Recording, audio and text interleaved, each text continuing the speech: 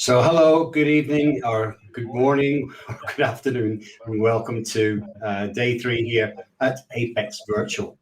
This is the third day of the show, of course. We've had 2 very active days. The first day, of course, with Keith Bryant, where we discussed a lot about the Managers Forum and some of the developments there. Yesterday, we were with Mike Conrad, where we covered a lot of subjects around the topic of cleaning and some of the other aspects of interconnection. And today I'm delighted to be joined by Michael Ford from Aegis Corporation. Welcome, Michael. Nice to see you. Yeah, nice to see you. Thank you very much for having me. Okay, so I believe that congratulations are in order, because somebody just told me that I believe you were fortunate enough to win the Dieter Bergman Awards from IPC. Yes, indeed, and I have it right here. Wow, that's some gong. Did they give you a ribbon with it? A bit of bling. It's amazing. Yeah, I mean, IPC has been very, very interesting, you know, being involved in so many of the different standards, and it's amazing to be recognized. Of course, it feels a little bit weird because I'm just one of many, many people who work in these committees, and you know, it's nice to have the recognition and appreciation. But I have to thank, you know, all of my fellow cohorts who get together and work on these standards. Yeah, well, I do actually think, personally, I do think you have gone above and beyond with the work you've done on the standards committees, because you're actually on quite a few of them. Which, just for the benefit of our viewers, which of these committees are you involved in, and what is it you're doing? The obvious one everybody knows about, of course, is CFX. Yes, yeah, the Connected Factory Exchange is the exciting one, actually, because I get to work with pretty much all of the machine vendors in the industry, putting together the ideas that go into creating this single IIoT-based communication standard. It's just one language that everybody uses. So that's been taking up a lot of my time.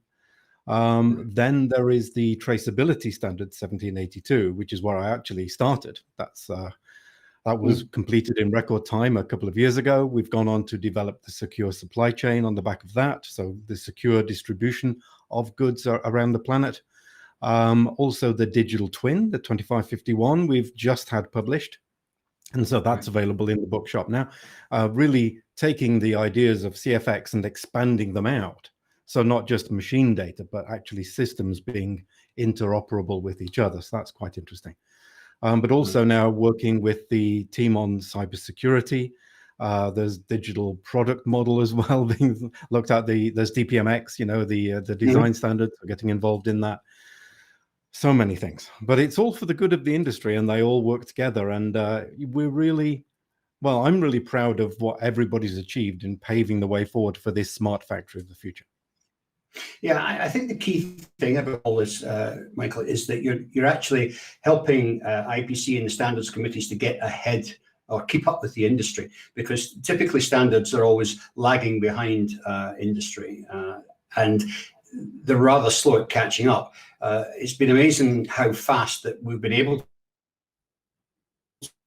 to introduce, be able to platform for Factory for the Future. And you know, these different things that you're working on, security, which we'll talk about later today as well, an enormous topic and a much bigger one than we first thought as well.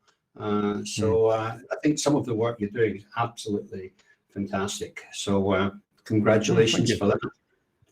Thank you very much. Okay. Okay, so after the break, we're going to start talking about some things about the learning skills and the skills gaps that are in the industry, and to meet the new factory of the future.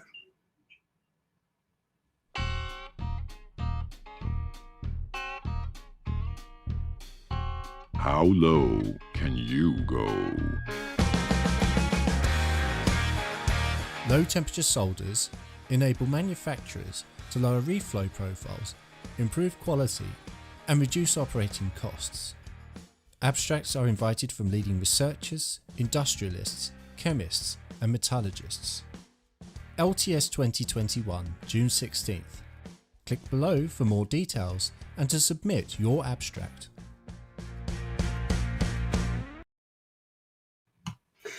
Okay, so looking back, Michael, John Mitchell has been a huge proponent of the different systems for bringing students and new blood into the industry. What do you think we need to be looking for going forward in terms of attracting new people and upskilling and training existing engineers and operators that are in the factories? There is quite a change in the kinds of roles that we see within the factory. It's a lot of people think of factories as the kind of old, smoky, dirty, oily kind of places, but it's far away from being that these days. And there is a real transition going on from kind of the old style of manufacturing, where a lot of people had a lot of knowledge built in about the processes, the materials, etc., and more to do with now, how do we apply the use of data to manage manufacturing? So the kinds of skills that are important within manufacturing are changing. And, I perceive that there is some kind of threat going on, as we see younger people coming in with all these fantastic ideas. They can do anything you like on a computer, on a tablet, they're like kids on a game. It kind of feels awkward for the older people there to say, well, are you trying to replace me? Are you trying to say that what I do is obsolete? But nothing could be further from the truth. I think we see the best combination as being the knowledge and experience being combined with this new approach of how to use digitalization. You put those two together and you create a really great team. And so this is what we need to open the eyes of people to. The fact that there is no threat here from new technology under new people coming in. It's simply an opportunity to create that team. Absolutely. I mean, the level of experience it takes to be able to look at a stencil, for example, and know instantly why it's not working properly, or whether it's dried paste, what, blocked apertures, what it is. An experienced engineer will tell you that in seconds, whereas, you'd be a long time trying to teach that or learn that with data. But it's a combination of the two, as you say. Definitely a combination of the two. And I think it's true to say that every example of smart factory that we've seen so far, there's not been any losses of jobs. It's the job levels at these factories have stayed the same. Yeah, I mean, the timing of this is perfect. I mean, we couldn't have planned it better if we tried. We see the will for onshoring and reshoring of people expanding manufacturing operations through new opportunities that we get coming out of COVID, and realizing that the world, even, it's not so small anymore. We do see that we would like to avoid dependencies on long supply chains, etc. We want to manufacture locally. So that means for local companies, I mean, local being the US, Europe, all of these different countries, there is an opportunity now to improve the amount of products that are being made using the same amount of people, or making 4 times the number of products with twice the number of people. So it really is coming at a great time to be able to increase the productivity, increase the output, without increasing the fixed cost of labor. And having that labor coming in, not as somebody that just places components in a board, but somebody who comes in to do a dynamic manufacturing job, aided by these digital toys or tools that we see coming along. So how do we get that message across to students that are currently in colleges or universities, to really get them on the hook and be interested to want to take part in this? It's I mean, for me personally, I was interested in manufacturing because I love the products. I love the playing with toys, and nowadays it would be people with their tablets or their phones or whatever they're going to do. Electronics is inside everything, and if you want to make a contribution to how the world works, maybe get into manufacturing, but also think about the sustainability and the circular economy and all of these things. People coming into the industry can have an influence in that. And I think that is very interesting. And so the barrier that exists where people think this is going to be a dirty, oily kind of job that, I'm not going to get any interest in. No, we need to break down that, perception and let them realize that you are now part of quite a vibrant environment that is going through an amazing change with the use of technology. It's all to play for. The way of contribution is amazing. Yeah. I mean, one of the other issues, though, we've got in trying to attract new talent into our industry is that a lot of the work is becoming more data-driven. And the competition that we're going to be in the marketplace for people that are, data savvy potential engineers is huge. Data scientists get paid a lot of money. It's one of the highest paying jobs out there. Are we going to be able to afford to bring some of these people in? I personally have an adversity to this kind of assumption, in that, for sure, data scientists can come in and do their job, and that's absolutely fine. But we also have always been through a learning procedure. I mean, I very much respect the experience and know-how of existing manufacturing people who understand and recognize, as you said, by looking at a stencil and realizing what is a problem or what is not a problem. There are people in manufacturing who know that as well. Their know-how is being built into machines. The machines that provide now automated inspection and make decisions for us and kind of automating that process. And of course, in the manufacturing software, where a lot of that know-how is built in. So if you are taking the data, contextualizing it properly, and making sure that you store the data that has meaning, then it's not difficult to get value or benefit from that data. It all depends on how you are getting the data, whether that data has a good and consistent meaning, and then you can start to use standard off-the-shelf analytics tools and using your manufacturing experience and know-how to get the benefit that you need. For sure, there are things like machine learning and closed loops, but these are developed by the vendors who create them, whether it's hardware machine vendors or third-party software vendors. So a lot of the hard work people are thinking they have to do, but they are missing the point that, there are companies out there, and we'll probably talk to some of them today, who are very good at using the data that they create. Right, absolutely. So, yeah, it's interesting to see how it's all developing. What was I saying?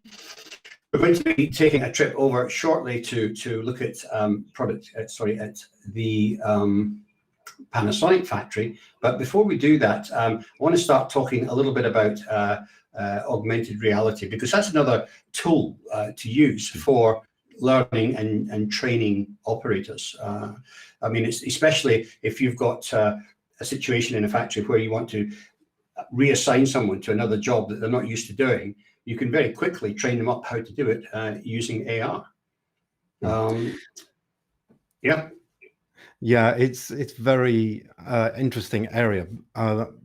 Using AR really means that you are wearing like a monitor on your eyes. That's all it really is. It's nothing special. But you start looking around, and it untethers you from, let's say, a laptop or a workstation that you're working at. It's interesting because if you consider after SMT, you have probably in a factory, let's say you have 400 different stations for doing various post SMT jobs. Yeah. But you don't have 400 people. You have 40 people maybe. So that you're not using every station. You use the stations you need for the product that's being made right now. So why would you have 400 computers there, 400 barcode readers and 400 of everything, when you can simply equip an operator with a pair of glasses? So they could be going to any operator station, doing whatever operation it is. I think that the modern world is the gig trend now. You go and do a gig at a certain kind of station in manufacturing. But equally, you could then go to a machine and start doing your maintenance cycles. Or you could go and do a logistics job. As long as you've got the data there in a reasonably standard format, you can then start to utilize people in different roles at different times, so as to make sure that you've got the best value from this fixed cost. But also for the operator, it's so much easier, it's so much less stressful than having to think about what documents do I have and where should I be and all of this. So it's a really nice environment, actually. We've actually got a clip, would you believe, going back to almost 2 years ago at Productronica, where you and your company introduced AR for the first time. So let's take a look at that and refresh our memory.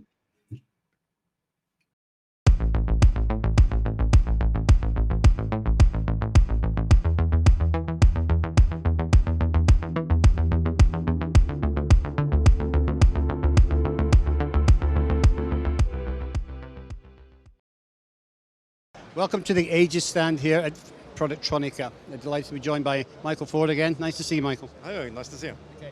So we're here to talk about, obviously, the Aegis Factory Logic Suite and your Factory Optics, which is your augmented reality system. Tell us a little bit about that and how it works. We have a system where we can go completely hands-free in manufacturing. So to do this, we have a very simple headset, a very light headset, which we are showing here. That is displaying operational instructions.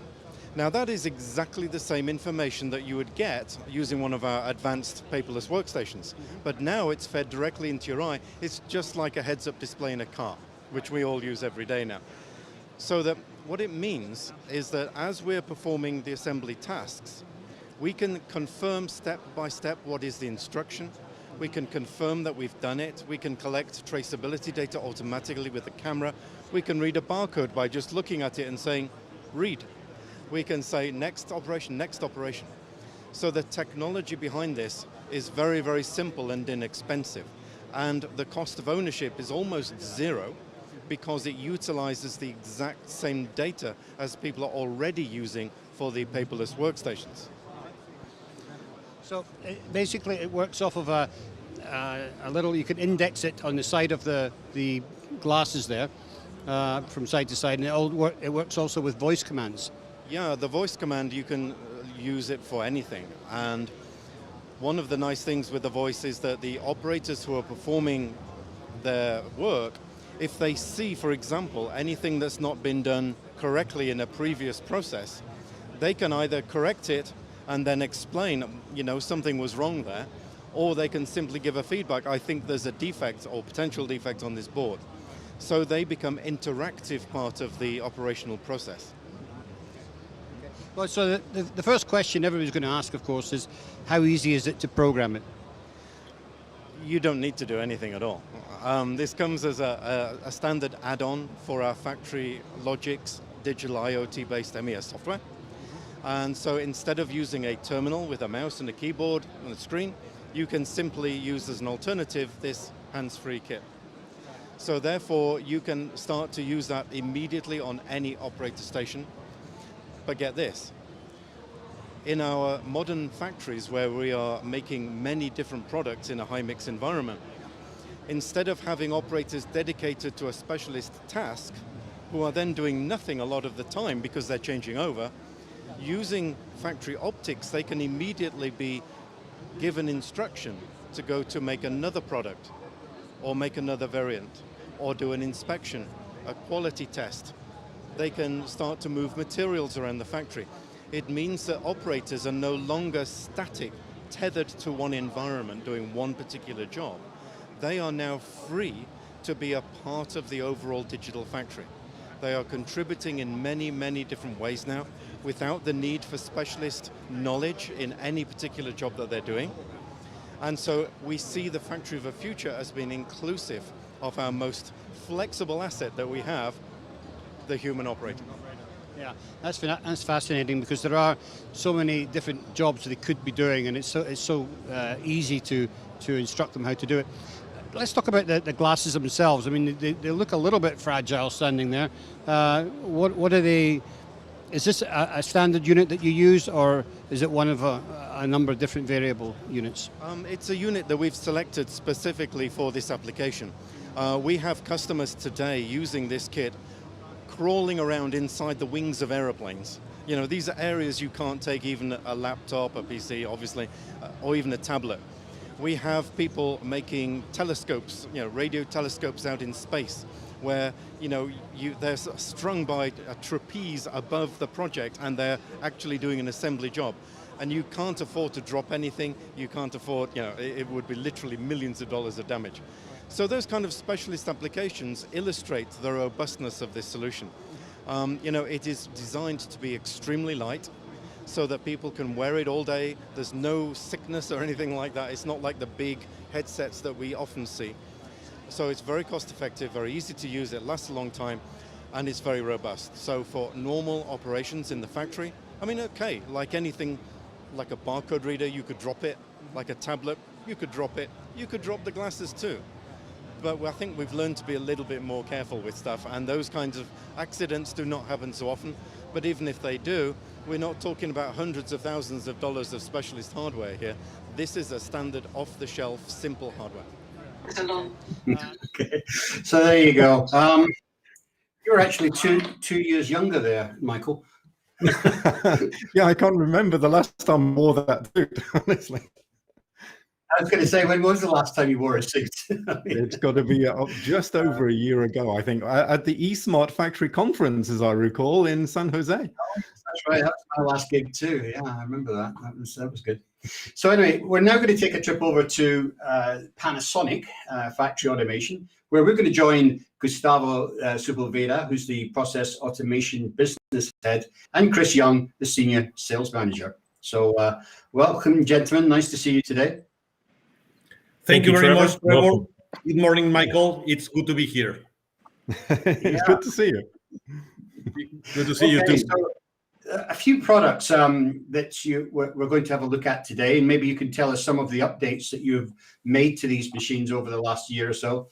And let's start off, of course, with the screen printing solutions, because that's such a key part of the manufacturing line.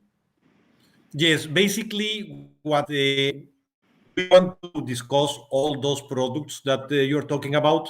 If it is okay, I would like just to mention few minutes a little bit about the trends that we see in order to link the products with the trends, and then maybe we can have a better complete understanding. Okay. So something that we are seeing at this moment, it's a lot of smart factory. And what I mean by this is that customers are insisting that they need turnkey solutions with a lot of digitalization integrated in the solutions. The years when customers bought islands and different machines one by one, and they were buying hardware, that is practically gone. Now they want to see one complete system, one complete line, all the machines talking to each other, not only within the SMT line. They also want to talk with the rest of the factory, the ERP, the warehouse, everything. And they want lines that can control and monitor all the production. So in Panasonic, what we are trying to offer to the market is this smart factory solution, when the customer can see the complete operation from one single system. That is what we are trying to do, and that is what we are going to explain. Now, something that I would like also to mention is, how do we see the products moving now? Let me give you one or two examples. At the beginning of the pandemic, we see a huge change, and the customers were producing a lot of home office devices. To give you some example, laptops, cell phones, cameras, scanners, printers, and all the chip companies moved most of their production in order to be able to cope with this demand. What we are seeing now, it is a little bit different. Yes, home office continues, but now automotive is back, and automotive needs a lot of components. So we as Panasonic need to cope, because the solutions that we offer for the home office is one. The solutions that we may offer for the automotive market is a different one.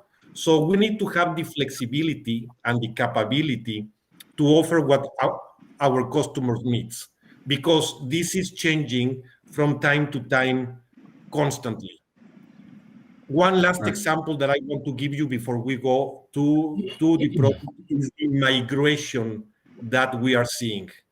we are seeing a lot of migration from Asia to North America, not for one or two reasons, but there are a lot of reasons. To give you one example, customers want to diversify, and they want to be sure that they have different facilities around the world. So if something happens in one country, they have different facilities. They want to be closer to the markets. They want to be sure that they have no issues with cyber security, tariffs. So all these things combined at the same time, customers migrating, customers requesting new kind of solutions, products that are needed today, and then other products that may be needed tomorrow. Panasonic needs to take all these variables at the same time and offer the complete solution that we have. You are talking about the printer. To continue with your question, Chris, I think this is something. Before you do that, Gustavo, let me ask you a couple of quick questions on what you've said so far. I mean, first of all, it's good to hear there's a lot of people implementing factory automation. We've seen a lot of evidence of that coming from the larger companies, the tier ones and the tier twos to a lesser degree. Are you seeing much in the tier threes and tier fours getting involved in automating the process? I think it is happening first in the tier one, tier two, but I am beginning to see some interest in tier three, tier four. Yes, but my opinion, tier ones and twos are a little bit ahead, but it is beginning to happen in practically a lot of companies at different scale. Yeah. And okay. And my other question very quickly was, you mentioned a lot of manufacturing coming back to North America. Is it coming back to North America or is it coming back to Mexico? Because the trends that we're seeing is that it's coming back to places like Mexico or Eastern Europe or, Thailand, Vietnam, Malaysia, these types of areas for Asia. What are you seeing? Are you seeing the actual manufacturing coming back to the United States? We are seeing that it is mainly to Mexico and US. When I say North America, I talk about US and Mexico. Yes, okay. It is not only to the US. To the sure. US. Mexico is also taking a big portion of that process. Yeah, okay. I think the automotive in Mexico is very, very strong. And, if you're making success in automotive, especially in Mexico, it's an amazing success story because here you've got some product that is safety critical, it's cost critical, it's competitive critical as well. And so that is, if you like, the most representative of any customer's need that you could possibly see. So being able to supply that market to fulfill their requirements is an amazing achievement. Yes, it is. And we are seeing automotive customers doing more in Mexico. But I can tell you that also in the US, if we compare with 2 years ago, I think that the trend is very positive also in the US. Okay, that's good to hear. Okay, so let's talk about some of the equipment solutions that you've got to offer. Sure, yes. Trevor. Thank you. Yeah. Let's start with the SPG2 screen printer. This is our latest version of the screen printer offering. We did introduce it last year at APEX, but it's certainly worth mentioning some of the features that are enhanced. We've increased the board size range to handle larger, wider boards. There's even a extra long board version as well. Some labor-saving features are such as auto support pin placement and auto stencil change as well.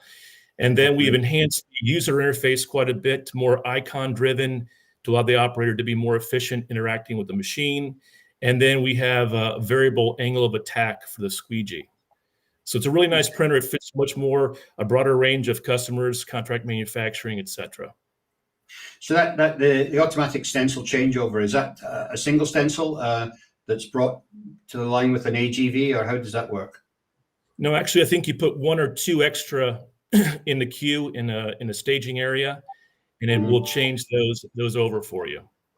Okay. What about the paste? Does it change over the paste cartridges as well?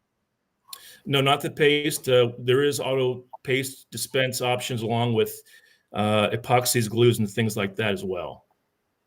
But it's not automatically changing that paste dispense unit. Okay, good. So what's happening then on the pick and place side? You've got a couple of different families. Yeah, we're showing the NPM W2, the NPM WX and DX. These are platforms that have been around for a while, but we've enhanced some of the features regarding specific applications. So we're seeing demand for 5G and servers. So we're seeing requirements for larger BGAs with more IOs. They're heavier BGAs as well.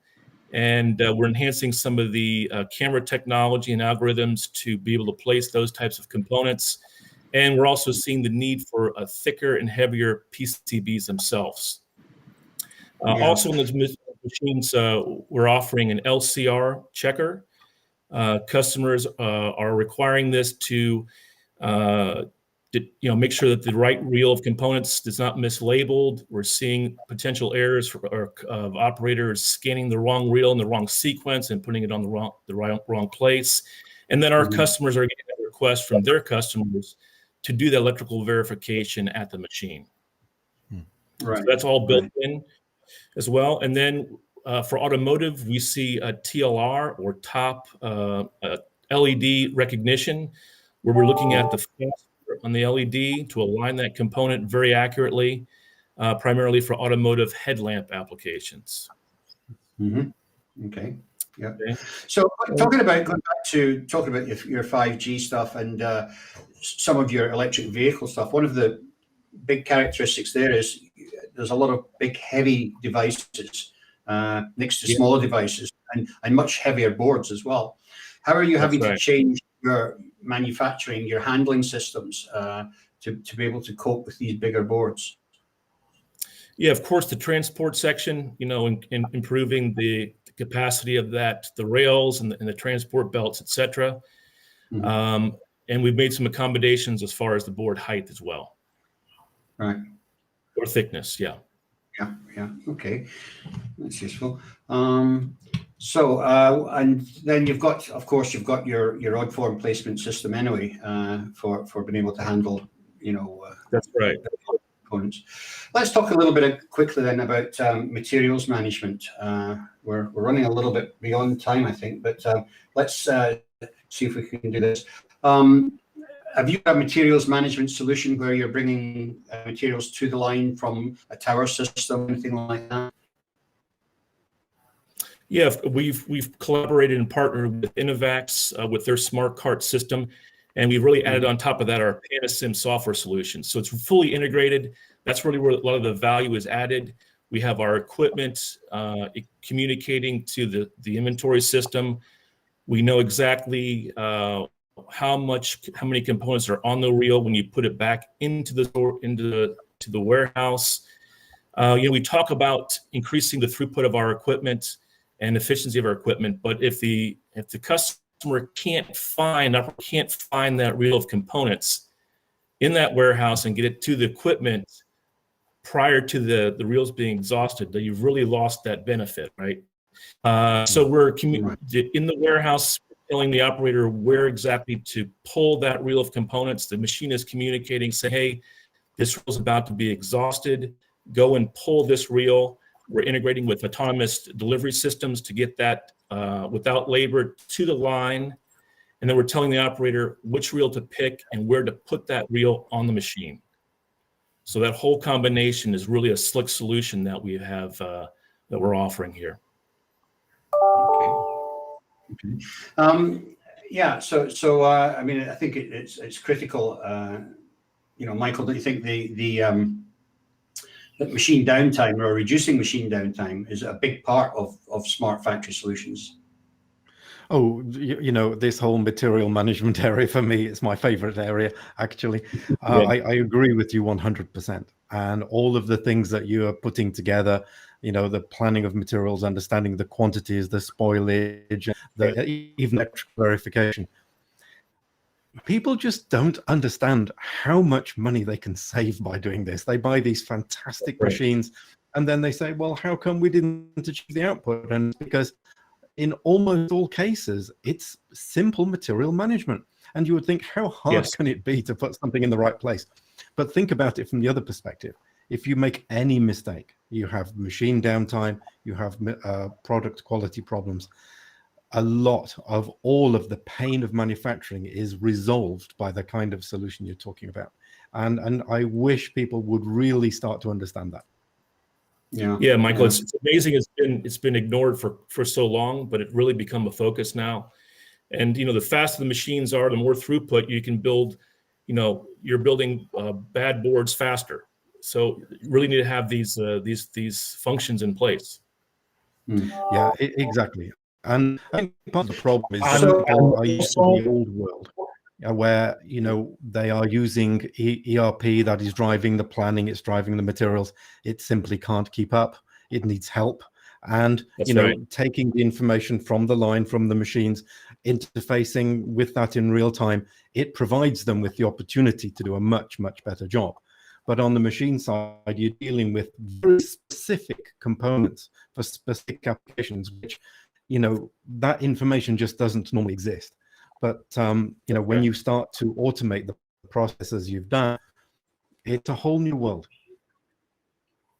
Yeah, that's right. Yeah. And also, Michael, when you compare the cost of the line against the cost of this solution, it is, it is just a little percentage compared with the cost of the complete line. And then even worse, with the cost that you will have when you have a quality problem, as you are mentioning, that is even worse. So I think this is a very good example of a smart factory where we can offer an integrated solution that it is by far much more than just pick and place. Yeah, I totally agree. And I've seen factories with my own eyes where the warehouses become bigger and bigger and bigger. And then they filled the sports hall the gym was full of components. Why? Yeah. Because they kept running out of materials suddenly for no reason. Why? Because they hadn't done these things that you're talking about. They hadn't kept account of the materials on the reel. They hadn't done the material management of knowing where things were. So when they actually come to use the technology that you're describing, they save a huge amount in material costs because they don't have all of that investment there. They don't have the spoilage associated with that. It's getting dirty. It's becoming obsolete. End of life is a nightmare. I've seen companies write off literally millions of dollars simply because they've not been following material management principles. And this is one example. When you integrate digital solutions into the line and you track the complete process and you have different modules to go one by one, the savings that you can have, the improvements are huge. We are discussing only about one. We do not have time to go one by one. But when we integrate all these kind of digital solutions into the factory, into the SMT line, it is amazing how much you can improve. Yeah, I've seen return on investment within about 6 weeks in one case. That's just on materials. And so, trying to get people to believe this, that you can simply install these machines with this software or whatever solution, it's difficult for people to believe, but it's true. And so I very much encourage people to take a look at this technology. I agree. Well, gentlemen, I want to honestly, I think it's great to see what you're doing. I think we're all traveling in the right direction here. We've just got to get the message across that, this really is the future for electronics manufacturing. But Gustavo and Chris, thank you very much for coming in and joining us today. Yeah. Thank you. Trevor, Michael, thank you very much. Yeah, nice to speak to you. Cheers. Thanks. Yeah. Global SMT and Packaging opens the windows of the world to bring you the latest news and technologies from Munich, from Bangalore, from Shanghai, from San Diego.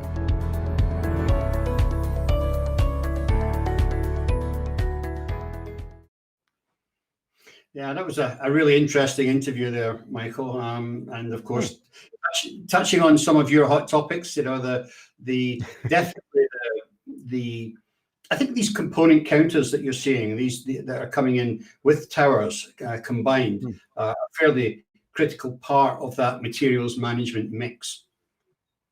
Yeah, I mean, it cannot be stressed enough how important it is to just know how many materials that you have. I've seen a company, building a product, and there was a shortage of just one tiny resistor, no value at all. But without it, you can't ship. In fact, you can't even go to the next stage. So how much would you pay for that component? And you would probably pay quite a few dollars for it, even though it's worth a fraction of a cent. It's just mind-numbing, the level of effort that goes into improving productivity and quality, and then something as stupid as that happens. So counting the materials, knowing where they are, being in control, as the guys were talking about, it is so important. Now, the tools are definitely there to do it now. And in fact, as I talk to many suppliers across the industry, I mean, that definitely is one of the biggest sellers, if I could say that, over the last couple of years in these tower systems, and more recently, these component counters, because manufacturers are keen to get a handle on this materials management. That's one area where they can make potentially the biggest saving. I mean, considering surface mount, it's a particular problem because, you have a reel of 5,000 parts and you'll never use the 5,000 parts these days in a production run. So they always come off the machine, they're part used materials. ERP is shockingly poor at managing these materials. And in the past, we used to see them put on shelves, on racks, in cupboards, under the machine sometimes. It was just an absolute mess. But when you start to use these, these machines, the towers, where things are, they're safe, they're available whenever you need them.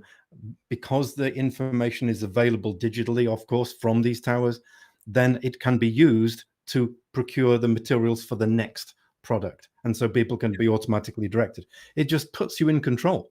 And it's very, very simple. And also, keeps them in the right condition, keeps them, if they need to be humidity controlled, then, they're in the right environment. Absolutely right. Yes. Yeah. Now, one of the other areas that really we want to start talking about here is the security aspect of some of these components and devices. We've talked many times over the years about counterfeit components, but we realize now that it's much bigger than that. It's much bigger than just the potential for counterfeit components. And we had even a TikTok discussion with yourself and Radu Diaconescu about some of the threats that are lying out there.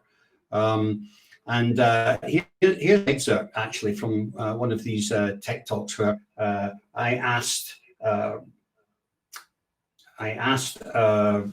Radu basically what we can do about this security problem. So first of all, I think we need to take a deep breath and realize that this is real and this is happening. So IPC is proactively working and it's developing this standard 1792, which is under work, and I think it's going to be developed. It's going to be published towards the end of this year. And what this standard tries to establish is essentially it has two pillars, right? So one is sort of a cybersecurity label for manufacturing facilities. So essentially trying to determine the total value of the data that is being managed by a certain facility and the risks associated with it. So then there are going to be several conditions that depending on the data that you are processing, so essentially if you are manufacturing that is using highly sensitive data, then the requirements, the cybersecurity requirements would be more stringent.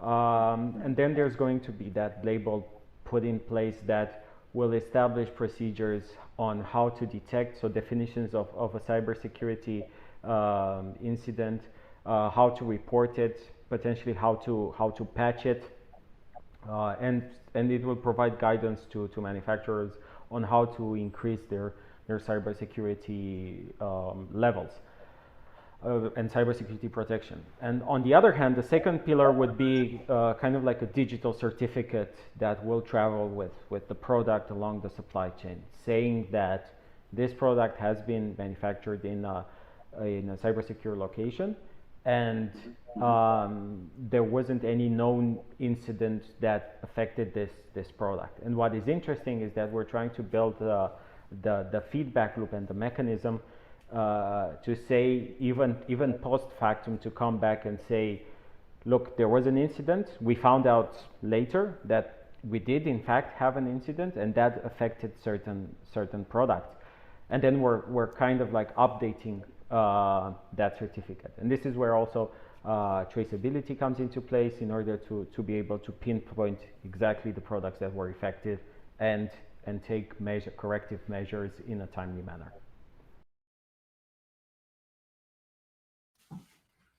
So it seems to me, that this, as I said before, that it's a much bigger problem than it was originally, and there's so much more to it, as you could just tell by that chart that was up there for the IPC 1792.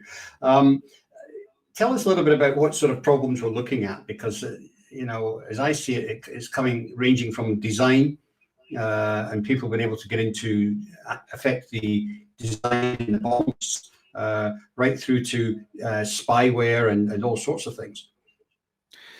Yeah, for manufacturing, this is much more complex than pretty much any other area, because you do have dependencies coming in. So materials could be counterfeit. And so how do you assess that they have been, where they were packed into a box? How can you be sure that that box has arrived without anybody tampering with it? Then you've got the design data. And we've seen cases, as we've seen from the recent articles on Bloomberg, where the design has been intercepted of a product. Now, how would you do that? I mean, designs sometimes get emails to people, so somebody's actually gone in there and put a new chip into the bill of material. And that chip looks like a power line regulator in this case, but it was actually connected to the CPU. And so when people realized, okay, this shouldn't be happening, they realized that they'd had a problem. So not just the design, but you also have to change the bill of materials, because the factory has to order that part. And so you begin to see the web of insecurity that's gone on, where design has been changed, the material has been changed, it's become counterfeit, even the ERP systems. We then have issues with changing the way machines work, gathering data about what the machines have been doing, as well as the competitive and commercial information about how much of any product somebody is making. But then you have the real serious problem, where you have a cyber attack, and the diagram that Radu showed was kind of breaking out those different kind of sources. Sometimes it can be, for example, maybe we just open a document we shouldn't have, that came in by email. We open it up, something's wrong here, close it, but we have a virus. We clear the virus. Yep. That's a cyber attack. But does that cyber attack in a factory affect the quality of the product that is being shipped? And so this is the aim of the standard that Radu's been working on. I'm working with him a little bit. So you have a certification that a manufacturing site has good cybersecurity. So we don't go into the details of how you do that. There are plenty of people on the market offering services, local IT teams, very capable of doing that as well. But should there be a breach, it's often found after the fact. And so the products have already left the factory. So if a kind of cyber attack is found, which has the potential to have altered something about the product, whether it's a material or design or software issue, it could be any of those things. Then we will have the mechanism to say, okay, the certificate that traveled with that completed product is now invalid. And there is a digital record, probably using something like blockchain, because remember, again, tampering is the problem here. Tampering with the physical bill of materials, but somebody could tamper with the database about the product. Using blockchain eliminates that potential for tampering. That's all it does. That's the key value. And so therefore, you put these elements together. Yeah, I actually asked Brady that question about the security certificate and could it be tampered with? And this is what he said. So it won't be possible to be tampered with. It will be possible for the right people, the people that have the knowledge to update it, right? So it's not tampering. It's exactly what I said. Being able to come back and update that certificate along the way. So if there's a cybersecurity that has affected that product, we're flagging that. So it's kind of like the product traveling in the supply chain with a flag saying, yes, I'm fine. And then if it's not fine, then the flag turns yellow, right? So now we know what product is, and then we need to recall it. Yeah, there are, I mean, just the mention of the word blockchain makes everybody feel either good or bad, I'm not sure. But people need to understand that blockchain is just one piece of technology that in itself actually does nothing. Because the purpose of blockchain is simply to secure data, to make sure that data is not tampered with. It's got nothing to do with the physical world, unless it is tied by what they call a crypto anchor. It means just the association of an immutable ID of some form of material or product. And then the record of that is stored securely in the digital world. And that blockchain is making sure the data cannot be changed, and therefore, and if the product itself were changed, like the ID was changed or missing, that it would show up. So for example, in a traditional world, if you're making a good intrusion into the supply chain, you wouldn't just necessarily change the material. You would have to arrange for the material ID to be changed, or new box or new packaging. There'd be something that would be different there. Maybe you'd even have to change the design data. This was the Supermicro case, for example, where the bill of materials was adjusted and the design was adjusted such that you had this spy chip on the motherboard. So there is a kind of combination now in the modern cyber attack that it's not just physical and it's not just cyber, it's a combination of the two. And this is where blockchain is so important, because it enables you to make sure that the relationship is maintained throughout that chain that Radu was talking about. Yeah. Okay, so interesting how you changed your shirt, Michael. One of the other companies that's helping to contribute to this security improvement is an Edinburgh-based company called Septillion. And we've got Chad Butts from Septillion, who's going to be joining us now. Hello, Chad. Hey, Chad. Hi, Trevor. Hi, Michael. Yeah, how are you doing? Nice to see you. Okay, so maybe you can, Michael, you might want to lead on this, but maybe you can bring us up to date with what Septillion's doing with their markers for trying to protect against counterfeit. Yeah, let me just kick off the context here, because we were talking earlier about the secure supply chain, and you literally have a trusted entity putting something in a box, and you have another entity in a trusted environment opening the box. But in between, you've got the white fan man who, paid minimum wage, could be approached. And it's not just, I'm not picking on a guy who drives a white van. There are so many different responsibilities throughout the supply chain. How can you be absolutely sure of the content? And so traditional barcodes and labels, what man can create, man can duplicate. And so you can never really be sure. So Septillion have got a really innovative new technology which completely eliminates this whole threat. So Chad, I hand it over to you. Thanks, Michael. First of all, thanks for having us. I just heard Michael talk about what role blockchain plays in the security in the chain of events. And one of the founding principles of the business was a view that so much effort has gone into the digital systems that sit behind supply chains.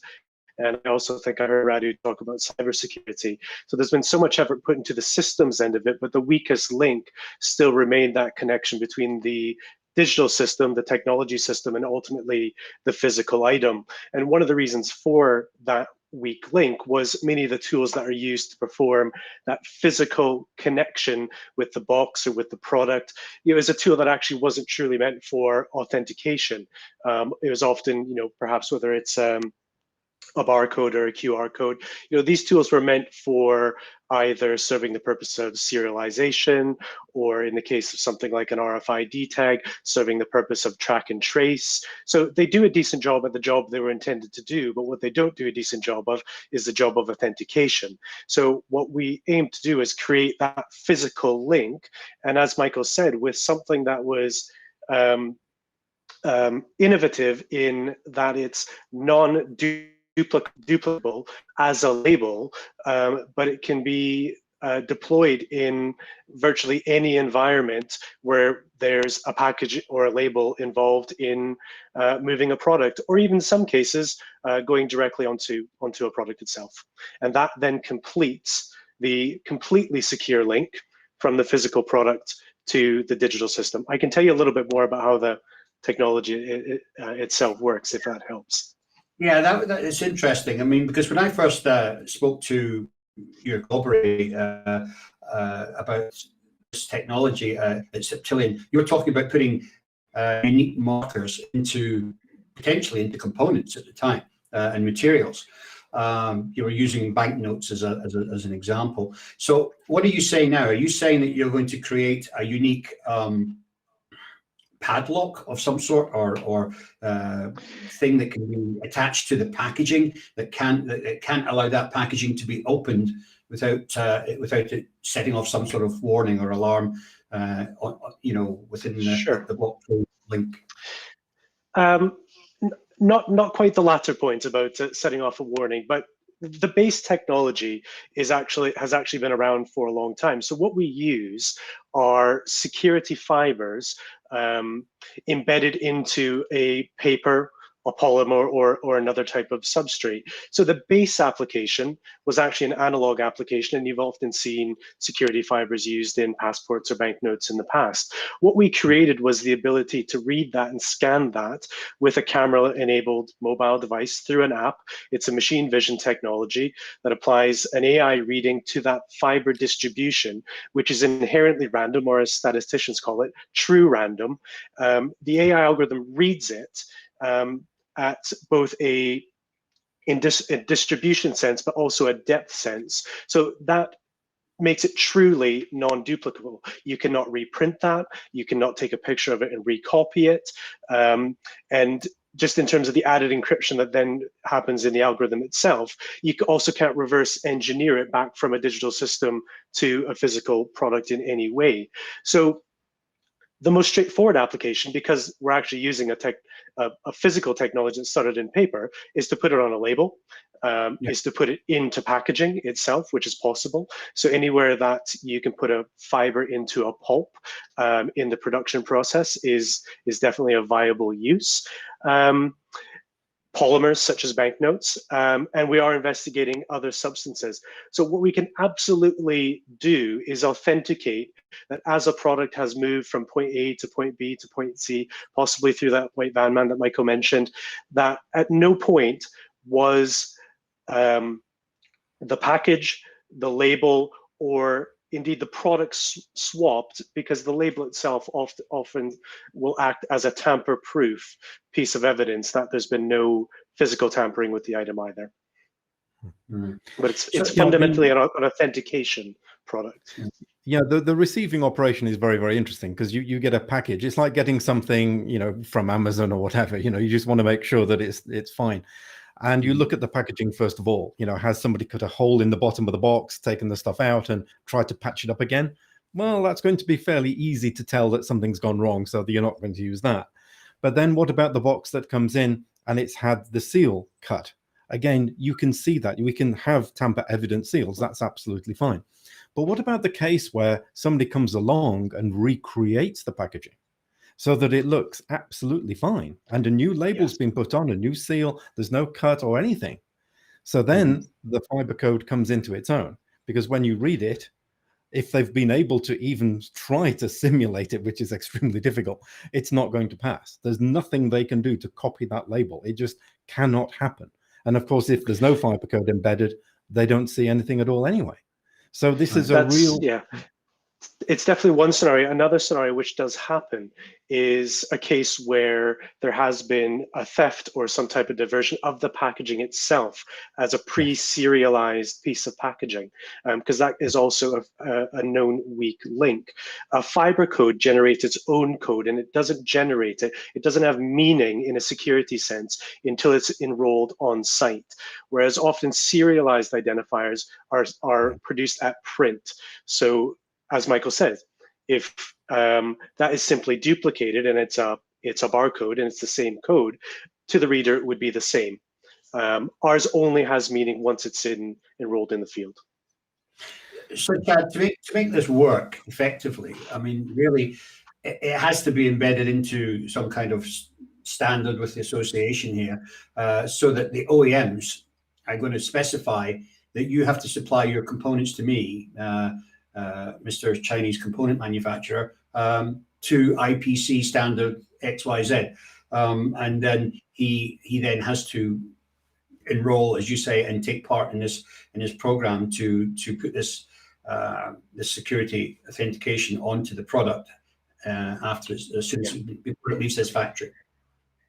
Yeah, we've developed the technology alongside the work and the contribution with 1782A, but to be sure, there are still questions and challenges about the real world implementation, because different settings, different manufacturers, different packaging standards, they will be different in different environments. But that's where we see scalability, not just in the sort of system sense, but by the fact that the base production technology of putting security fibers into paper or polymer has been around for a long time. It works on high-speed lines. It works at scale. It works as a low-cost item. So the ability to go to your suppliers and say, we'd like to adopt this label or this type of packaging shouldn't be a great leap in terms of implementation of this solution.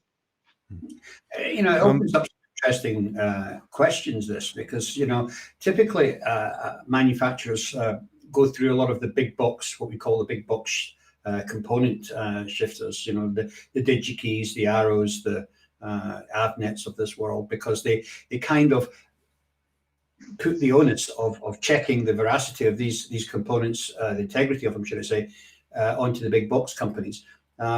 So people tend to try and avoid the grey market wherever possible. But if there's a system where you can absolutely guarantee these devices are correct, is there going to be any need to go in through the big box guys and pay the premium that they're demanding in the future? Does it not just open up the whole market? Let me just answer that from the standard perspective, because that was one of the key things that we wanted to achieve. That if you assign the responsibility so that the origin of any issue, so that using the fiber code, that the transition from one responsibility to another is perfectly understood and there's no way that it could have been tampered with, that means that we can effectively drive out the risk of counterfeit material in the supply chain, because the guys get away with it right now because you cannot track it back. You can use traceability within assembly to go to the incoming package, but if you're dependent on a barcode, you can't go to court with that because somebody could have duplicated it. With fiber code, you can, because you've effectively got a signature from the producer and you've got this evidence of no tampering. And so you can then say, look, I know exactly the responsibility for this tampering. And therefore, the guys who are doing it say, well, okay, game over. It's just too much of a risk now. I really face some serious jail time because I know I'm going to get found out. Well said. It's really interesting, but I mean, of course, with increased traceability becomes increased accountability. So if some component is found to be defective and have to cause a major accident, then you can literally trace it back to its point of origin. So there could be real side effects with all of this, but it's really interesting. And the final key to that is adoption. It's something that can be readily adopted at scale in a world that demands quick implementation times, quick turnaround, supplier changes, cost pressures. And that's one of the factors as well, is if you get secure authentication adopted at scale in the field, it just makes every aspect of a traceability system much more effective. Yeah, fascinating. Well, Chad, I want to thank you for coming in today. It's really interesting stuff, and we look forward to hearing more from you. When do you think this standard is going to be ready, and when do you think we're going to be implementing some of these technologies? It's just been published actually within the last month or so. So it's available in the IPC bookshop, IPC 1782A. We are currently looking for opportunities to do proof of concept. That is to physically use the fiber code together with a blockchain implementation and prove that it works. And it works not with a huge cost, but because it's standards driven and because we're using very effective scalable technologies like fiber code, that we can do it now. We don't need to be waiting for anything else to happen. It really is out there and ready to use. Right. I hate to. Shouldn't you have done that before you created the standard? Shouldn't you have done the proof of concept first and showed that it worked before you built a standard around it? Within IPC, it's a consensus of many different people. So, we put all of these ideas together and we come up with, in this case, an idealistic idea, because you have to realize that the supply chain is a global entity. And, we are facing a lot of different conditions. But the people who've been contributing mainly to this standard include Septillion, for example. And so it's by understanding how this whole process works, the holistic journey of the product, that we can start to put these things together. But when you start to do a proof of concept, you're involving the people like the distributors and the component makers. And it is a bit of a challenge to get them to buy into this, because there are small projects and proprietary technologies that aim to solve the problem. They're very expensive and they're very intensive to use. Our value from the standards perspective is that any technology can be used. And we'd like to show the proof of concept using this specific technology because it's available now, it works, and it shows the value of the standards adoption. Right. Well, it's certainly there's a huge demand for it in the industry. So I hope to see it being tested and implemented very shortly. But Chad, right now, thank you very much for joining us today. Thank you, Trevor. Much appreciated. Thanks, Michael. Thanks a lot.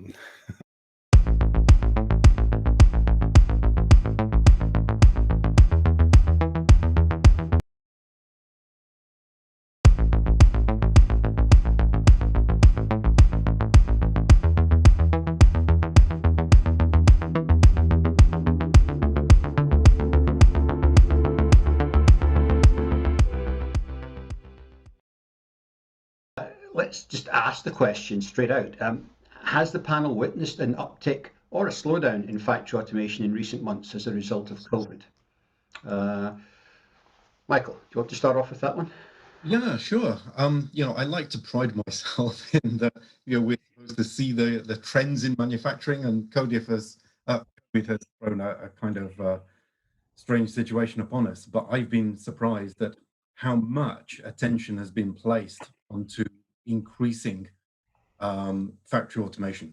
People seem to be looking at it not just from the simplistic point of view of, I've got to fill stations where people may not be fully trained up. Really looking toward the long term. Here's my opportunity for being one of the, not just survivors, but one of the companies that's going to benefit from opportunities that come out of the return to normal society, if you like. Right. They want to be the winners, and one way they seem to do that, they need to understand how the markets are going to change, how manufacturing locations are going to change, how the mix and volume of each product is going to change, and they want to get ready for that opportunity. And so I've been really impressed actually about how the industry has responded to this, and we see it everywhere right now. Mm-hmm. Yeah, you make a good point. I mean, it's largely anticipated that once we get past COVID, there's going to be quite a serious uptick in business because there's a lot of projects that are going going to ramp up essentially once we get past this. What's your view on it, Dave? Are you seeing much the same?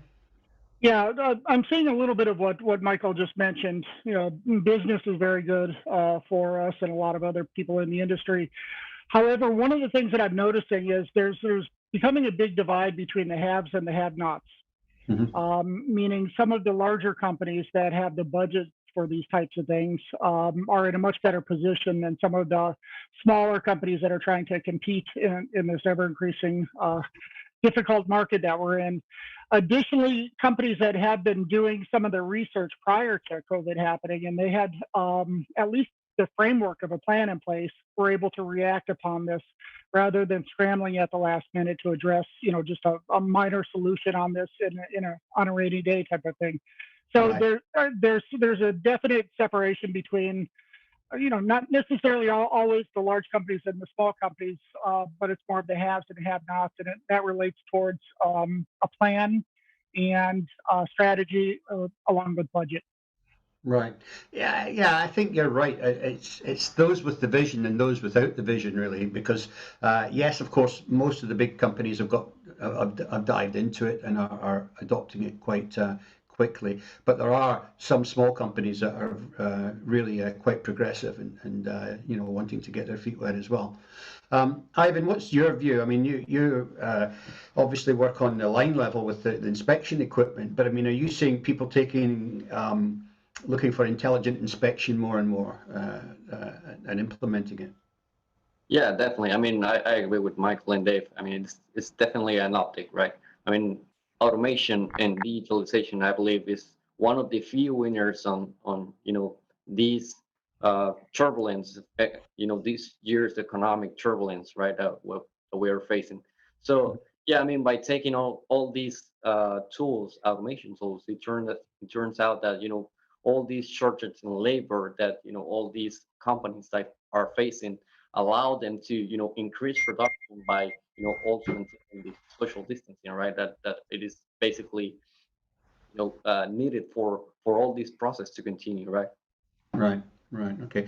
So let's drill down a bit and see where we're seeing these particular trends. I mean, is it MES systems that people are getting involved in? Are they looking at robotics for improving materials to the line, or you know, improving the automation at the final box build area? Where are they actually investing? Where's the trends going? Go back to you, Michael. Yeah, the one theme seems to be customers want to do more with their data. They want to be data driven as opposed to, I don't know what it was before, maybe human driven. But, you know, taking information, I mean, this is where Ivan's inspection side comes in to be extremely important, because the more you know what you've done and what is being done, the more that you can then start to control and optimize the whole operation itself. So data is being redefined as being a fundamental requirement to manufacturing. So whether that's used to drive the lean materials, I mean, we've had this for some time where we can track the usage of materials in real time and deliver them replenishments just in time, or whether it's something related to predictive maintenance, or maybe it's a closed loop system on a line. I mean, there are so many areas that you can actually find that data gives you a really huge advantage. And so this is the core kind of common area in which we're seeing the interest. Right. I mean, I think you make a good point, and maybe you can elaborate on it, Dave. You know, companies are, you know, starting to receive much more data, and there's a growing appetite to try and make some sense out of it and interpret it better. Would you agree? Yeah, certainly. You know, as you know, Trevor, over the last several months, data has been a passion of mine, and it's been a real focus of what we're trying to do. As Michael said, data is, you know, has been king for a long time, and it still is. However, some of the developments that we're seeing now that we're starting to collect so much data is what do you do with the data? You know, what do you do with the dark data, which necessarily isn't usable at that given moment? And how do you put that data to use in both a storage, a format, and ease of access way, as well as feeding into systems like machine learning, artificial intelligence, as Michael said, predictive maintenance, those types of things. So data is certainly something on everybody's mind right now. But as you mentioned, robotics, AGVs, those types of things are starting to really show up as well. However, with both data, robotics, AGVs, my belief and our belief is that all of that needs to be controlled under one system, as opposed to having point systems that are trying to do each and every little thing on the manufacturing floor.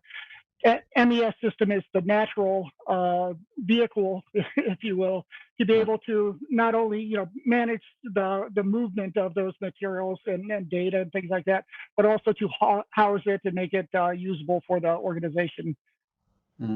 Is that practical to be able to have one MES system that controls everything on, because you've lots of different types of production equipment on the line, different brands, different makes, different systems they're using.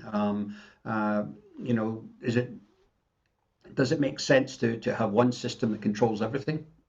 Certainly. Yeah. Certainly. What I run across and have been running across for years now are companies that are trying to juggle multiple different systems on their manufacturing floor. Maybe that was done because the IT department chose to do it that way, but more than likely it was done because everybody's so busy these days, we're trying to address a certain need at a certain time. Over the period of time, all of those little point solutions have propagated and expanded, and next thing you know, you have 6 or 8 or 10 different systems trying to communicate together. Right. And you're trying to manage all of the updates of all of those systems, manage revisions. Each of them are probably written in a different code, operate totally differently, and trying to tie all of those together just isn't a very effective way to do things. However, it is something that we do see quite a bit of. Right. Ivan, you're the guy that's pulling all this data literally off the line. I mean, you're with your inspection systems. Would you agree with what Dave said there, that it's better to deal with one MES system that controls everything rather than all these different parts that can make life more difficult for you? I mean, absolutely. Companies as IPC, with CFX implementation, they're basically what they're trying to address, right? Not having all these solutions spread across the entire production floor, right? Which, as Dave mentioned, right, you need to patch one solution, you need to operate another one, you need to handle too many different streams that it's almost impossible to keep up with all these changes, right? So what these kind of solutions, such as CFX, are trying to address, basically standardize the process across the whole production floor, right? So that you only have all the data that you need, and you basically, again, as Dave mentioned, if there's information that you simply don't need, right, because of your specific processes, you simply, you have the ability to simply ignore it, right, and utilize or perform certain actions and analysis with the data that you need for your ultimate goal, right, which is analyze, improve, and efficiency, right? Right, exactly. Yeah, I mean, that's exactly how I saw the CFX standard coming in. It could control, or all these other disparate small systems could feed into CFX, and CFX creates a platform that can then communicate with the MES system and take it from there. But anyway, let's move on. One of the things that's certainly been highlighted in the last few months, not just in the electronics industry, in the wider industry, is security. How big and how important has security become on these factory control systems? We'll start with you, back again with Michael. Yeah, I've seen a lot of activity, but to be honest, I think factories themselves are fairly secure. It's things inside them that throw in the curveballs every once in a while, where machines may start suddenly to request a Windows update or something like that, which upsets the IT guys. But I think within a factory, we have to have the secure environment, and people do separate the machines sometimes from the IT network itself. But things are moving in a very positive direction to give more flexibility, to include things, and certainly using CFX, we can take data over a bridge between two different kinds of networks, like a secure to an insecure network. So there are many, many more opportunities for solutions. But I think we do need to really think about the security of the factory itself, because a lot of the kind of attacks that come in are from outside. And, you know, we've got a great IT network with security there to make sure that such attacks cannot get down to machine level. And as we open up, you know, as we said, we want to create value from data. We want to use data more further and wider than before. This increases the ante for those who would like to say, well, yeah, I've got this kind of data. I'd like to use it for all these different purposes. I'd like all of my systems to be interoperable so that we can all work together. You need to pay attention to where that data is going, where it's going to be used, and how secure it is. So it does open up new challenges, which, you know, I'm seeing being addressed right now in different ways. Yeah, I mean, there was in November, there was some new legislation come in the United States there for companies that are working in military environments that have become much, much stricter. In fact, manufacturers over there who are ITAR registered and providing military boards, etc., have to be audited, and it's a very, very strict audit as well. I mean, and it's costing quite a lot of money for companies to process this. Are you aware of that, Dave? And is that something that you're hearing from American manufacturers? I agree with both you, Trevor, and Michael. However, they are two totally different topics. ITAR, of course, does have very, very stringent requirements for both data security, the people working on the lines, accessing the materials, accessing the lines, et cetera. And rightly so. That has to be a very secure environment due to national security reasons and those types of things. Outside of military contractors, you know, I do get the question of, you know, what about security? You know, how secure will my data be, et cetera? And, you know, it is a question that comes up. However, once the conversation proceeds beyond that, you know, everybody starts to kind of realize that, you know, realistically, as Michael said, the data that they're gathering on the manufacturing floor is pretty secure. Most of the time, it's housed on premises, and there's, you know, very good security measures in place. For the people that are talking about going to a cloud or a secure cloud, the majority of the data that would be, you know, processed, you know, in an environment that could, you know, maybe potentially be accessed is probably not very valuable to anybody who's trying to access it. You know, if you've ever looked at a log file or a CFX file, there's a bunch of, you know, words and, you know, numbers and things like that on there. However, that's not necessarily something that I would see somebody spending a lot of time trying to gather.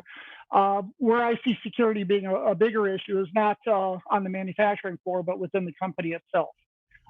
There's other systems within corporations that have much more important business-related data that could be utilized for the wrong type of person, or even in a worse situation, it could be shut an organization down or put them under a situation where they need to pay to be released and things like that. So I think ERP systems, some of the other systems that are out there, are much more at risk than what we're currently seeing with MES type systems.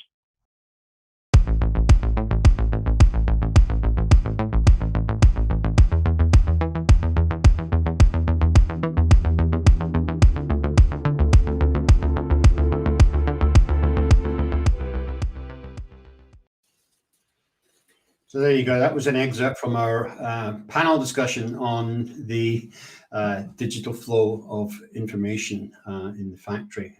We cut to that rather quickly.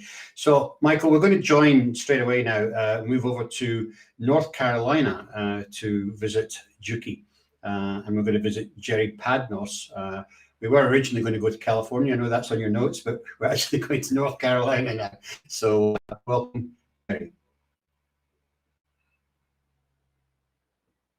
and I can see his name on the screen. I can see a machine. There we Hi. are. Can There you guys hear me well? Yep. Yes, we can hear you loud and clear. I can see good. what I think is RS1 machine. Yeah. There we go. This is our There we go. RS1. Yeah, Excellent, thank you excellent. for inviting me to join today. It's my pleasure to be a part of this. Absolutely.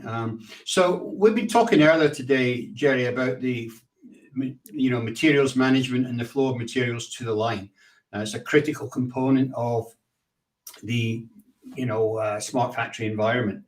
You're going to give us a demonstration today of how Juki works with regards to the flow of materials coming from your storage towers. Yeah, that's the plan. So we have, as you said, the RS1, and I was listening a little bit earlier when Michael was talking about the criticality of delivering the parts on time, knowing the counts of the components that you're delivering, because if you're off just by a small amount, that can completely mess up your production plans. So we have all this integrated. Our general goal is to automate the factory as much as possible and to eliminate manual systems. So one of those systems that we're going to be talking about today that I'm going to show you is when the production line is running low on components, the ability to automatically request and receive components from the automated storage towers that we provide. Unfortunately, in my demo room, I don't have the ability to show you the robot that would actually deliver it from the storage tower to the production line. But for today, I'll be the robot.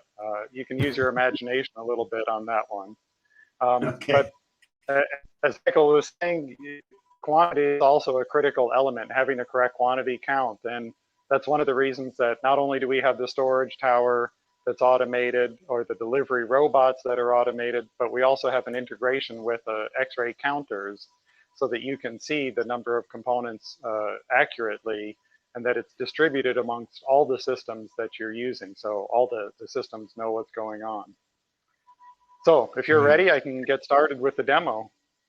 Yep, take it away. Okay.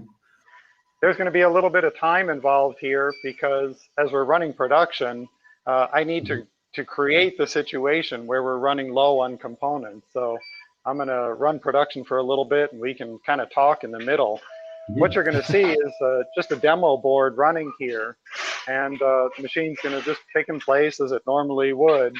And then at some point, I've set up one component intentionally, so it's going to become low on the remaining quantity.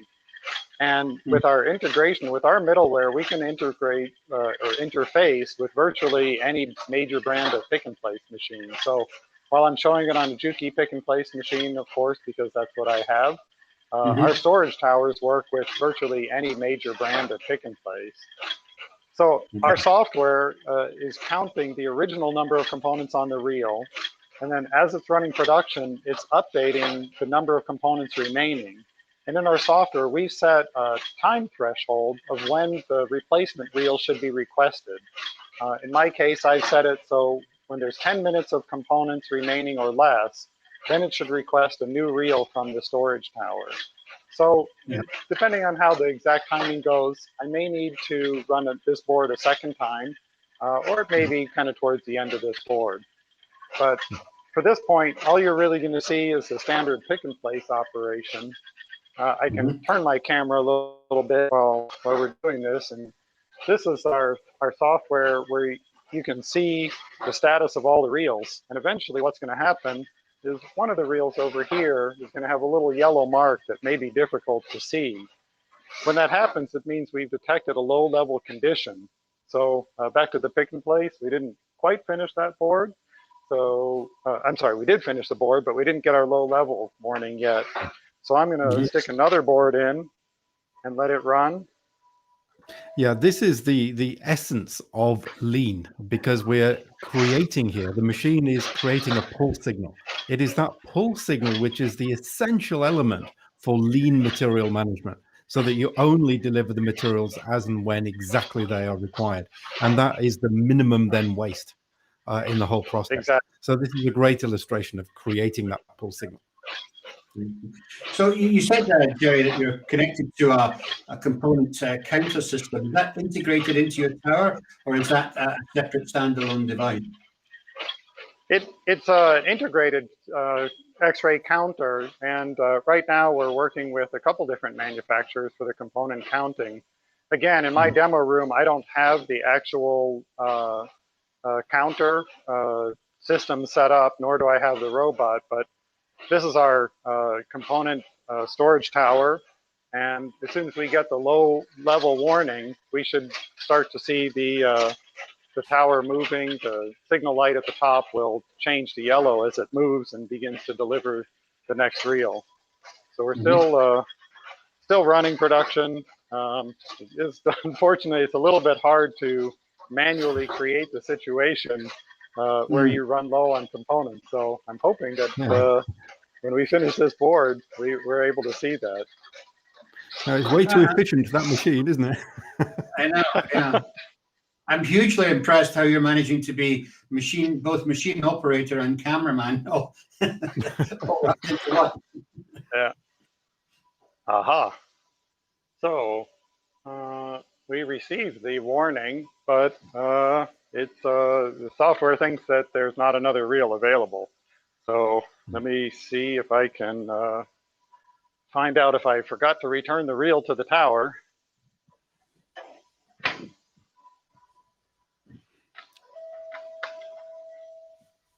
Meanwhile, I'll run another board.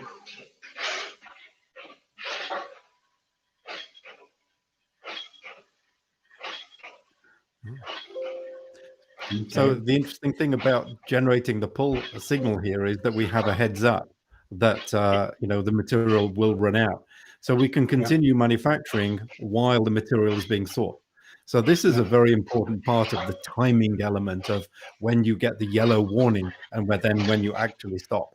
And that can be set up depending on, the location of the storage tower and any other work that may need to be done to collect that material. Yeah, absolutely So agree. the storage tower has begun to pull the reel now, and it's now available. I don't know how well you can see the green light on our fast exit drawer down here.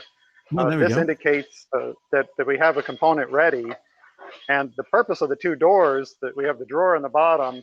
If the tower was busy putting away components or pulling a kit, obviously the line should take a priority for, as Michael was saying, to have the lean manufacturing, to deliver it just in time.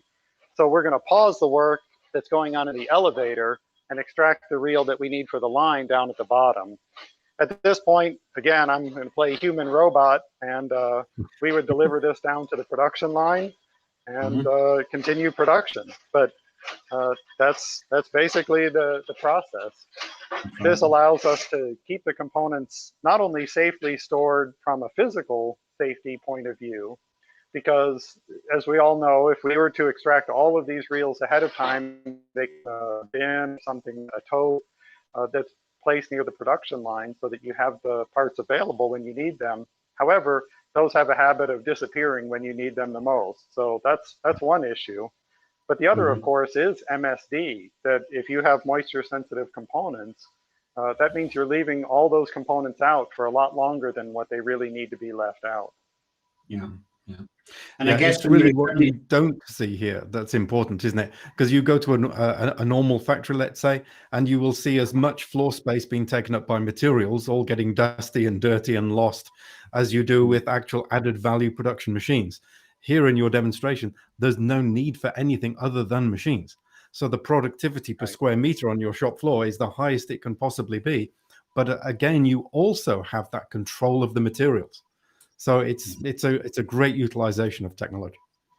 Absolutely. Exactly. Yeah. And so I'm guessing when you put the component reels to the storage tower, it's going to automatically count what's left on that reel and return these back into inventory. Right. So there's a couple of good points. For an approximate count, when the pick and place machine is running, through our middleware, we can interface with the pick and place and receive the number of components that have actually been placed on the PCB. But as we all know, in actual production, when you're loading or unloading a reel, you may lose a couple of components, or the operator goes and manually advances the feeder or something. And that's where the X-ray counting will give you the true correct count. So once the reels return to the storage tower by the robot, then we'll integrate we'll use the integrate X-ray counter, and you can set up a schedule. So you can count at night, you can count at shifts that you're not working, and the storage tower will simply take the reels and put them into the X-ray counter according to the schedule and the type of reel that you set up, and it'll count it. And once it's counted, it'll return it back to its storage location and update the quantity remaining. Right. Excellent, excellent. That's Well, pretty cool. yeah. Well, thank you very much for giving us a demonstration, Jerry. And it's been very helpful to see. I think, as Michael says, that the key element here is that pull signal, getting that alarm or that alert ahead of time. You know, I seem to recall a time going to watch the launch of a new pick and place machine with a very efficient company, and they had a new head, and it basically we're in a real factory situation, and the machine started placing the components, and it was so fast it literally ran out of components in about 3 minutes, and the operator had to go away to the store to get more components to put back on the machine, and she put them back on, and it went for another 3 or 4 minutes. I mean, I'm exaggerating, of course, but I mean, what I'm saying here is that getting that alert ahead of time is critical to keeping your machine uptime and keeping the manufacturing running. So thank you, Jerry. And we hope you're having a good show, and we hope to see you in real life sometime sooner. That would be good. The weather here is great this week, but should be in San Diego. So hopefully we'll see you guys next year in San Diego. Thank you, Michael, and thank you, Trevor, for inviting me to participate in this. Okay, thank you very much. Nice to see you.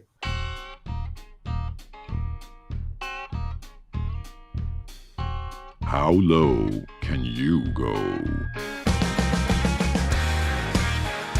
Low temperature solders enable manufacturers to lower reflow profiles, improve quality, and reduce operating costs. Abstracts are invited from leading researchers, industrialists, chemists, and metallurgists. LTS 2021, June 16th. Click below for more details and to submit your abstract.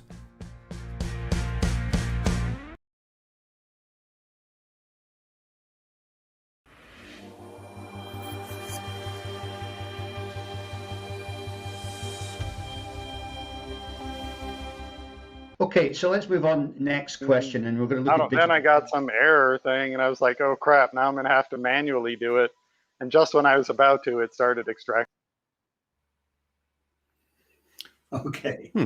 Not quite sure what that was. But I'm not quite sure what happened there, but it was meant to this come back is to live TV, everybody. Yeah, that was a really interesting demonstration there from Jerry, and I have to take my hat off to him. He did his best. I want to move on now to talk a little bit about the IPC 2551 digital twin standard that you've been working on.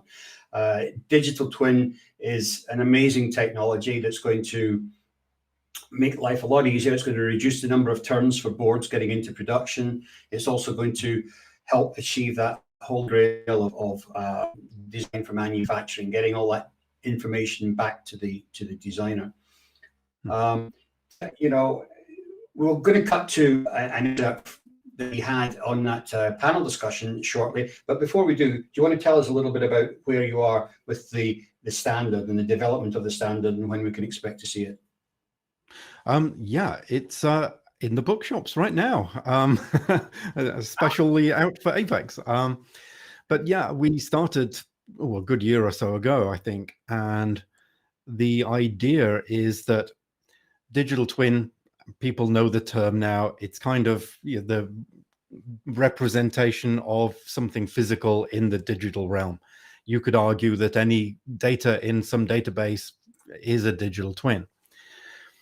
The problem is that all of the digital twin solutions that we see are really limited in their scope, because you have a company that has a digital twin solution They have access to a certain amount of data within their domain, and that's it. So, for example, if you are linking the design domain with the manufacturing domain, with all of those various machine vendors, and then even if you then go on beyond into the market, it's a completely different domain again. The information that is generated by each of the different parties. I mean, this is similar to CFX in principle, where we are exchanging data between many different machine vendors in one single format. But with the digital twin, we're taking it to the next level, whereby you can take design data, bill of materials data, ERP data, and make that available into production for machine vendors, for production simulation, for planning, for Industry 4.0 use.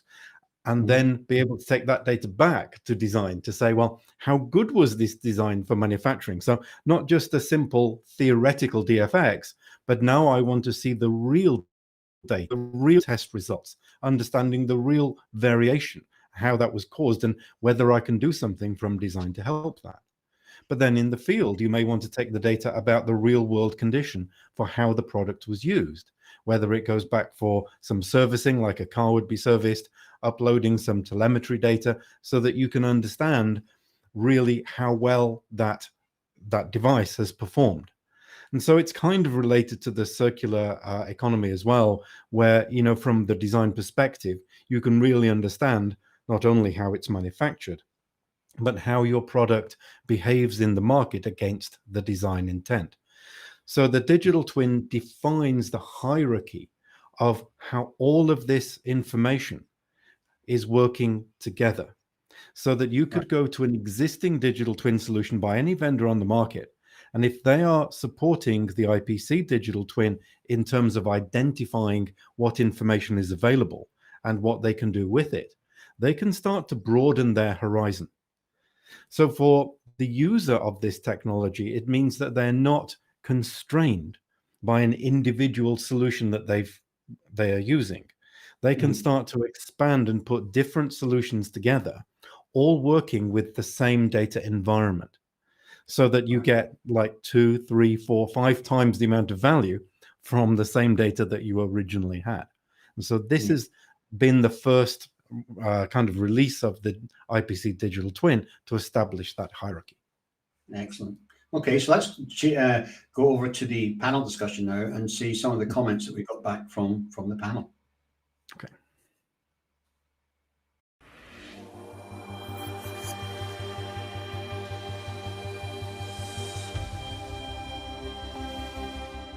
Okay, so let's move on. Next question, and we're going to look at digital twin modeling and what are the benefits of that, really. And let's roll back round. Let's mix it up a bit. We'll start with Dave this time, and then we'll go back round to Michael.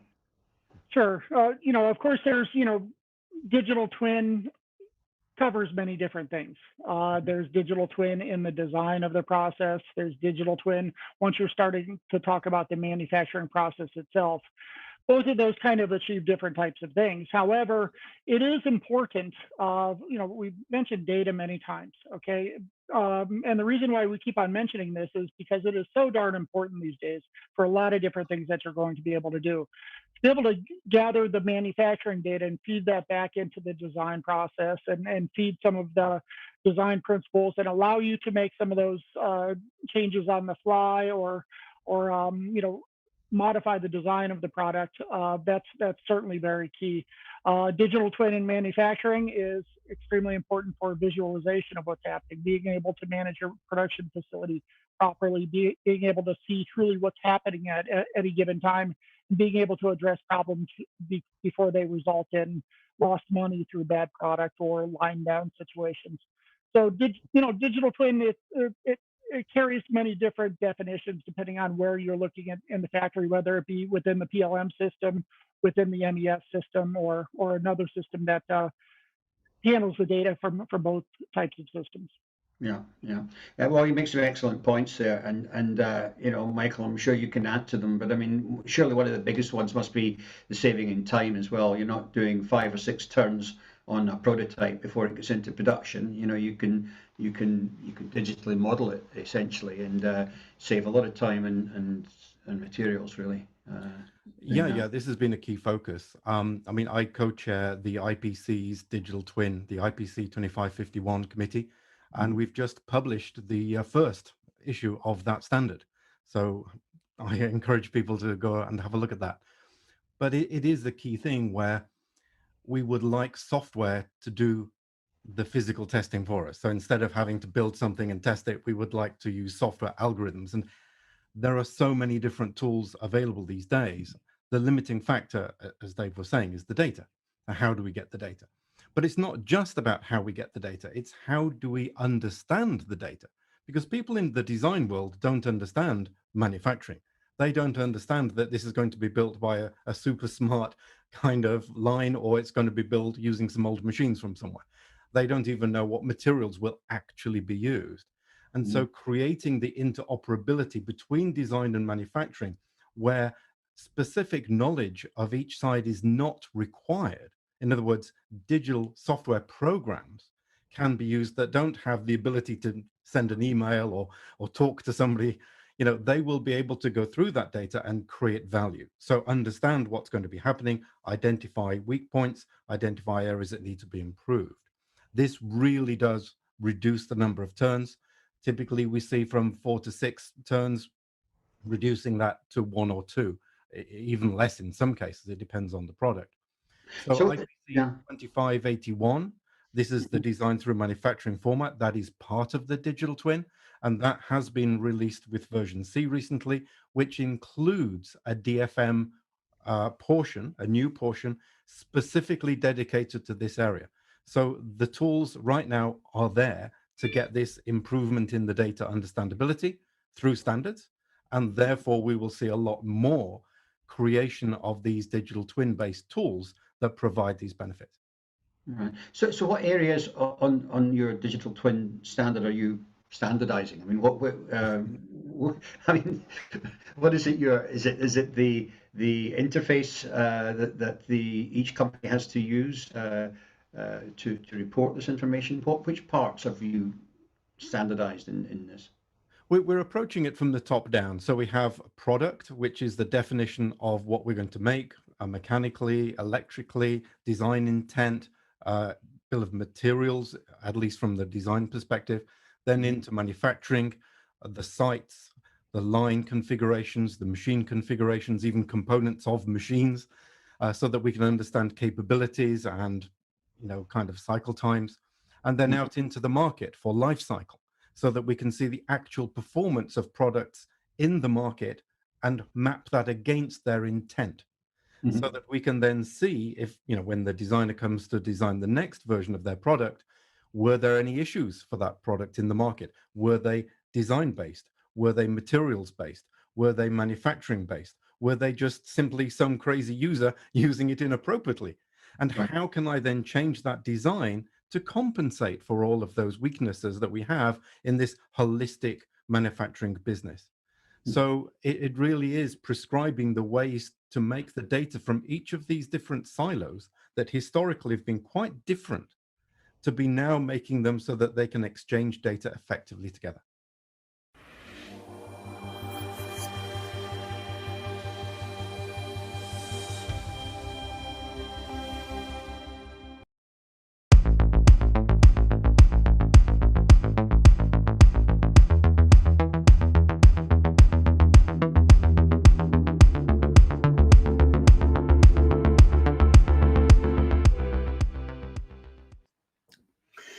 Okay, so an interesting look there at digital twin, Michael. So now we're going to take a trip to visit our last live showroom of the show. We're going to visit Brad Ward over at Omron, and he's going to be talking about obviously some of the machines and equipment that gather all the information to make that happen. And there he is. Hello, Brad. How are you today? Hey, Trevor. I'm good. How are you? I'm very good. Very good. So yeah, we're doing great. Yes, it's been a busy 3 weeks. So we're going to have a walk through your training center, which is behind you. It looks very impressive. Well, thank you. So where do we start? Are we going to look at your current generation AOI. Is that where we're going to start? Yeah, we'll take a walk through our automation center here. So I guess first is welcome to Omron Automation America. This is our Chicago office here, so the U.S. headquarters. From this building, from this room, we actually support a variety of different activities, and actually sort of right here off the bat are our mobile robots. So leading right into Juki's interesting video that we just watched. We didn't get to see the robots in that, but if you wanted to see them, here they are right here. These are the same mobile robots that Juki. A lot of work. Yeah, so these are actually the same mobile robots that Juki uses for their smart material handling solution. So we're really excited about that partnership. We're doing some interesting things down in Mexico for a customer right now as we speak. Otherwise, we have a lot of other things going on in here. If you believe it or not, we actually have a live in-person AOI programming training going on right now. So that's also very exciting to see that picking back up. Otherwise, from here, we do a lot of proof of concept testing. We do a lot of demonstrations of Omron's automation products. You could see a pretty big mix of different solutions, whether they be our motion control, vision, safety, sensors, mobile robots, collaborative robots, fixed robots, things of nature. We do actually have another set of labs on the other side of the building for our vision, automation, and AOI systems as well too. We thought this was a good opportunity to maybe put a fresh coat of paint on the walls with the low traffic. So we were excited to get those machines back here again pretty soon. Otherwise today, yeah, as we move into the AOI training, the AOI demo center here, I do have systems that are currently being used for the training. So I do have a current generation 3D AOI right here. Actually, for Apex, we just uploaded some very interesting new 30-minute product demonstration videos of our solutions, including the BTS series, current gen AOI, our newer 3D SPI, our 3D CT AXI systems, as well as a collaborative video that we put together with CTI to show some of Omron's automation products and smart material handling solutions and some of the custom things that we can do as well there. So I would encourage anybody to check those out. I'll be sure to upload them to our website and YouTube as soon as the show is over so that the registered attendees get the first look. But they're interesting. They definitely do a pretty good job demonstrating pretty thoroughly the capabilities and the features and functions of the system, including some actual on-site demonstrations to customers to learn more about how they're using them and the success that they're having with those and how it's improving their quality. Okay, but, so yes, what are the features then of your VT S730? I mean, is it a combined 2D, 3D, or is it a 3D only machine?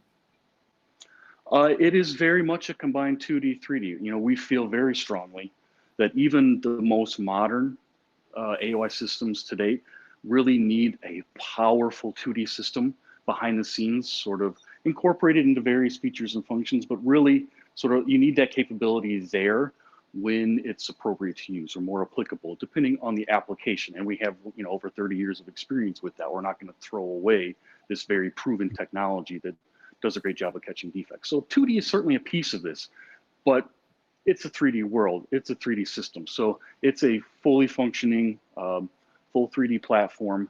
Everything by default uses 3D. So whether we're doing, component extraction, measuring heights, lifted leads, incorporating it into a solder joint inspection.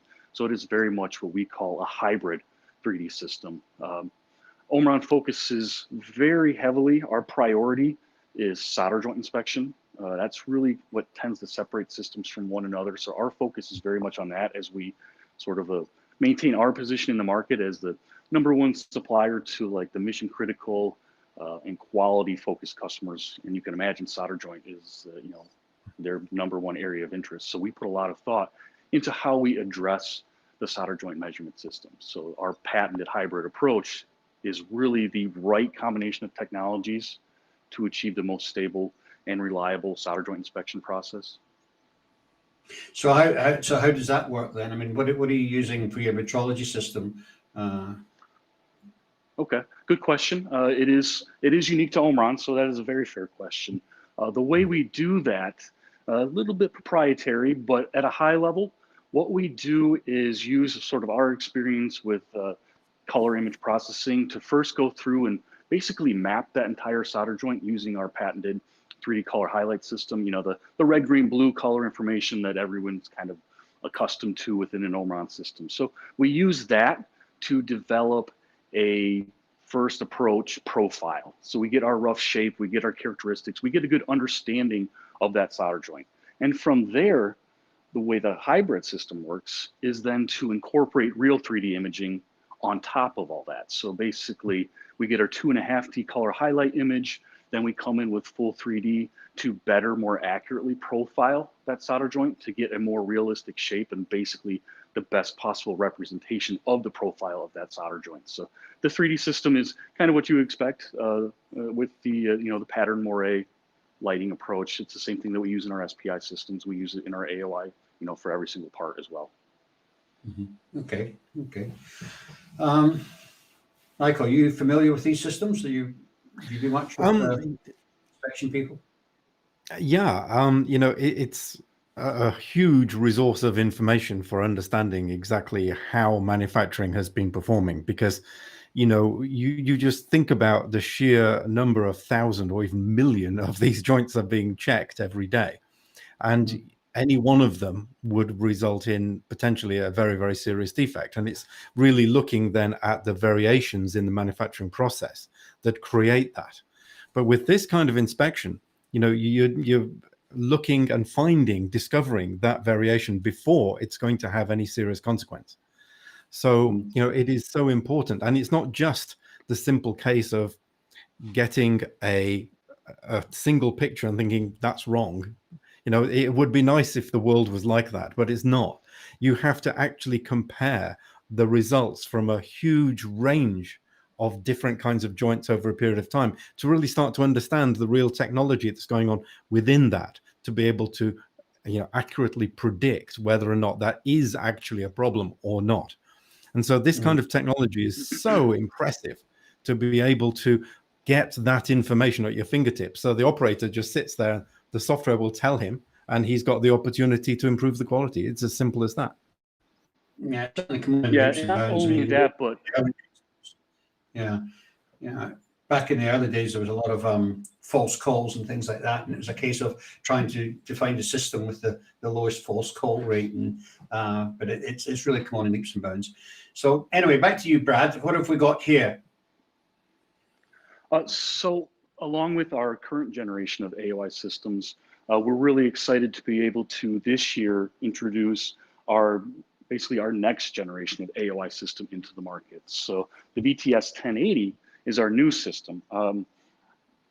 Really, it's right on the cusp of being released. You know, we expect to get our first systems here in April, May, so as we introduce that to the market. So we're very excited about that, because this basically, not to exaggerate, but kind of perfects the hardware requirements in a modern 3D AOI system. So it incorporates a brand new inspection head, brand new 3D projectors using MPS technology. And if you're not familiar with that, it's basically multi-phase shifting technology, which is a better way of interpreting that 3D data that we're collecting and making it more stable across the widest variety of, you know, components. Specifically, a lot of the time, you know, it's the reflective components that 3D systems really struggle with. So MPS digital projectors have a significant improvement in that. Not only that, but basically we're using Omron's absolute latest generation of multi-directional, multicolor illumination. So we're still using our green, blue color highlight system, but in a whole new level of more colors, more angles, with the idea that this is what you need for that color image processing to get the absolute best interpretation of that solder profile, because that is absolutely critical. A lot of systems just kind of focus on, let's extract whatever data we can to make it look pretty, whereas we are very, very concerned at the true profile of that solder joint. Not only that, but doing it in a way that detects defects, doing it in a way that has low false calls and no risk of escapes, but also in a way that directly correlates to the IPC standards that we should all be following. I mean, if your AOI system isn't inspecting to IPC standards in this day and age, you have sort of a limitation. Yeah, yeah. So what sort of resolution does your new S1080 go down to, and what sort of field of view does it have? Well, the beauty about the S1080 is that it's ready for the future. So as equipped today, the first machine coming off the line is going to be equipped with the 12.5 micron resolution. But the hardware in there is completely ready to be upgraded for the future. So for us, we really feel like this is a standardized platform that's going to be around for a long time because it is ready for next gen processors and next gen GPUs, next gen cameras, and resolution changes so that we can basically use this system more flexibly through the future for a longer time. In fact, it shares a lot of components with our X-ray system as well too, which is, you can imagine the benefits of that from a support and spare part availability perspective. But yeah, is it using linear motors then on the XY gantries to give you added accuracy and speed? For AOI systems, for us, there's such a sophisticated extraction process behind the scenes on the software side that we can use ball screw motion still even today. I mean, Omron is an automation expert. It's what we do. I mean, AOI systems are a part of what we do. We're not an AOI company. We're an automation company that sort of brings all that technology and advancements and innovations into our AOI systems. So, you know, when we say we're motion control experts, we mean that. And that's, you know, really true and really apparent in our 3D CT X-ray systems that has a very sophisticated motion in order to collect that sort of fast, robust CT data. So it does use ball screw motion for movement, but we're still able to achieve extremely accurate extraction behind the scenes because we just need to get it into the right place as accurately as we can. And then the software sort of takes over from that. If you need true ultra high precision accuracy for like point-to-point measurements or dimensional measurements, we have a different solution for that called our M121, which is focused on more of the you know, post-assembly processes and things like that. LED manufacturers as well too, you know, the placement of those LEDs is critical. So we have an ultra precise AOI system to handle that. Okay. Now the other area that Omron's heavily involved in is, of course, your SPI, but then also your X-ray. Do you want to very quickly go through the SPI first, or do you want to go to the X-ray? I'll just cover the SPI real quick. We do have a new generation of 3D SPI. We actually introduced it into the market at APEX last year. So it's about a year into its cycle here. It's actually our fastest selling 3D SPI to date. It has some new cool features and functions and improvements over the previous generation. Really the one that I'd like to highlight is that it has an industry first 3-stage resolution system so that it has the ability to adjust its resolution on the fly. So in most products, the fixed optical resolution, and then zoom in to inspect more critical or finer pitch components at a higher resolution as needed on the fly, so that you're not sort of stuck with the, you know, the potential downfall of having an ultra high resolution SPI system that's really slow for products that you don't really need it, right? You choose the right mix and balance to maintain capability and cycle time. So we're really pleased about that. But from our X-ray systems, yes, Omron is very quickly becoming a leader in the field of AXI, specifically our CT AXI system. Really, this is the only system that we produce. Omron doesn't make, you know, 2D X-ray systems or manual X-ray systems. We really make these industry flagship 3D CT ultra capability X-ray systems, because what we feel very confident that the future of our industry is going to require CT X-ray. I mean, AOI, we talked about, you know, we're reaching sort of the hardware limits of what 3D AOI can do, right? Any future development now on the AOI side, now that the hardware has been, you know, what we feel is perfected, it's really going to be software and AI-based smart factory solutions, but the hardware is pretty solid. And there's only so far you can go with 3D AOI before you need X-ray, especially moving forward, to look at those most critical components, look at all the growing number of hidden solder joints. And CT is really going to come into play as things get smaller, as things get denser, as things get more complex, because our drive is to provide our customers with design constraint-free inspection solutions. So they can use the combination of our 3D AOI with our 3D CT AXI to ensure that they can inspect every single component on those boards in the best possible quality possible without having to make sort of compromises. Right. Well, there's no doubt So about we it. feel, Increasing number of bottom terminated components on the market, yeah. and in BGs and things like that. Of course, you have the problem of miniaturization as well.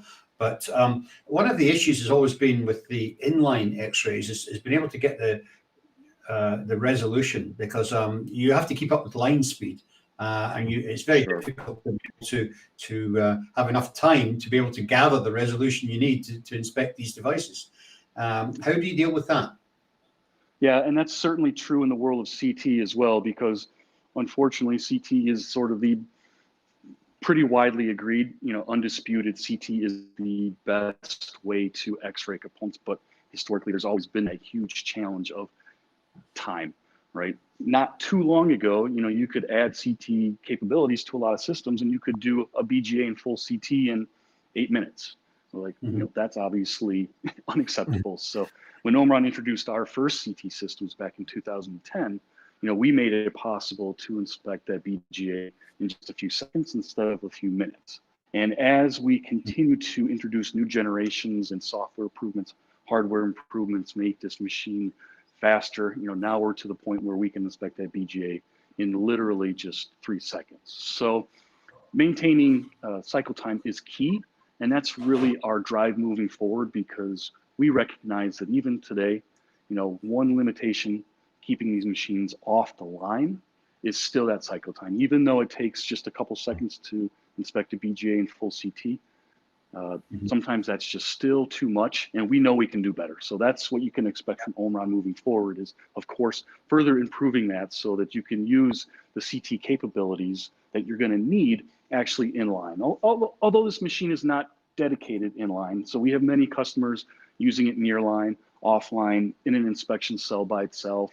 We do have them in high-speed production lines. We have them in analysis labs. So it is very flexible for that. Okay. Well, the key thing is that making all this work, of course, is the software. And the Omron software system is a QUp Navi. This is the software that brings all these inspection images together, makes them work. And I'm going to turn this over to Michael, because Michael, this is getting more into your area. You can ask some questions to Brad about the QUp Navi system. Yeah, it sounds very interesting. Is that a view from the actual software there? This is just an introduction to the system itself. So the our QUp software comes in 2 flavors, QUp Navi and QUp Auto, and it really depends on how wide are we looking, right? QUp Navi, Omron sort of took an unprecedented step in the industry, and we provide every AOI customer with this QUp Navi analysis package so that everybody has access to their data. You shouldn't have to pay for that. So QUp Navi basically controls our world. Because we're a full solutions provider, we have 3D SPI, 3D AOI for pre and post reflow. We have 3D CT AXI. So that's our data.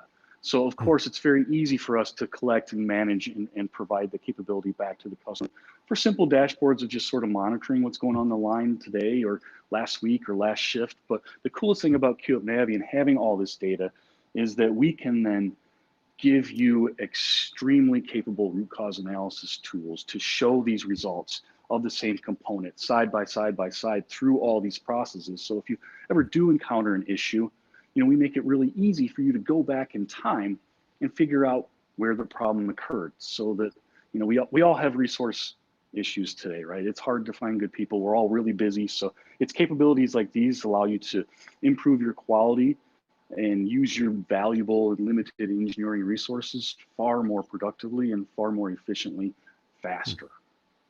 So I guess that you can take the data from each of the machines and kind of superimpose it on the top so that you can then see, okay, this was okay here, it was okay here, but something had happened there. So perhaps then there was some kind of issue in the reflow process or something like that. So you can start to pinpoint those root causes that way, yes? Exactly. right? It's very powerful to be able to follow that and find those correlations so that you can go back and, you know, identify where those defects occur and then figure out how to fix them, or at the very least, you know, go in and quickly adjust your programs to identify that site, you know, that would be fast so that it doesn't make its way all the way down the line across a large product mix. Now QUP Auto is sort of the evolutionary next step of that. That's us looking outside of our world, so to speak. That's us incorporating data from other points in that line. Probably most specifically would be the pick and place, so that as we're doing those quality analysis you know, features and capabilities within our software, you know, and we're trying to do that root cause analysis, you know, we can look for new trends and new levels of commonality at the pick and place machine itself. So if we see that defect at AOI, we can see if it was placed by, you know, a common feeder, a common nozzle, a common head, so that we can then, as engineers, go back and, you know, maybe choose a different nozzle, or maybe just replace the nozzle, or maintain that feeder, do some sort of maintenance on that head. So those are the type of capabilities you need to get to that ultimate goal of, you know, zero defect manufacturing. It's chasing those final 1 or 2%, those elusive gaps in your quality. Yeah, that is very challenging, and you need capabilities like this that are easy to use to do that. So it's very interesting if you're taking the other information from like pick and place, as you said, because that puts you in a unique position whereby you are absolutely in control of all of the sources of variation in that line. So for example, if you were to send circuit board A down the line and then you do a thorough X-ray inspection and everything's fine, you then send a second board down and absolutely nothing in the process changed. So then do you need to inspect that? Or maybe there is a hot spot, maybe that you would want to inspect a little bit, or maybe a feeder had been changed on the pick and place, and so the associated components, there could be some variation. So you can start to really prioritize the points of expected variation, and that would help you reduce the cycle time of your machine. Is that something that you've been considering? Yeah, absolutely. I mean, we're chasing any solutions right now that sort of are driving towards our goal, or our 5-0 philosophy, if you will, of chasing waste, right? Waste in all its many forms, right? Whether that be PCB design constraints and not being able to inspect, whether that's zero downtime, zero operator programming, false calls, escapes, and at the end, you know, zero defects, you know, any waste in resources, waste in time, waste in material handling, waste in transportation, waste in cost of repairs and things like that. So wherever we can use the AOI as the sensor that it is, because if you're just using your AOI to catch defects, okay, you know, we get that, right? It's sort of managing the quality before it goes out the door. But if that's all you're doing, you're really wasting a lot of the capabilities, because it is a sensor giving feedback in the process, giving you the information to not only inspect your quality, but I mean, inspection in itself is waste, right? I wish, you know, you didn't need inspection. Actually, I don't, I'd be out of a job, but inspection in itself is waste. If you have a tightly controlled process that is never going to change, then you don't need inspection. But the reality is, you know, that's not the real world. Inspection is a necessity to maintain that quality. I kind of see that the whole premise of buying an AOI or AXI or whatever machine is changed, because in the early days, you did buy it to filter your defects, to find the defects and put them right.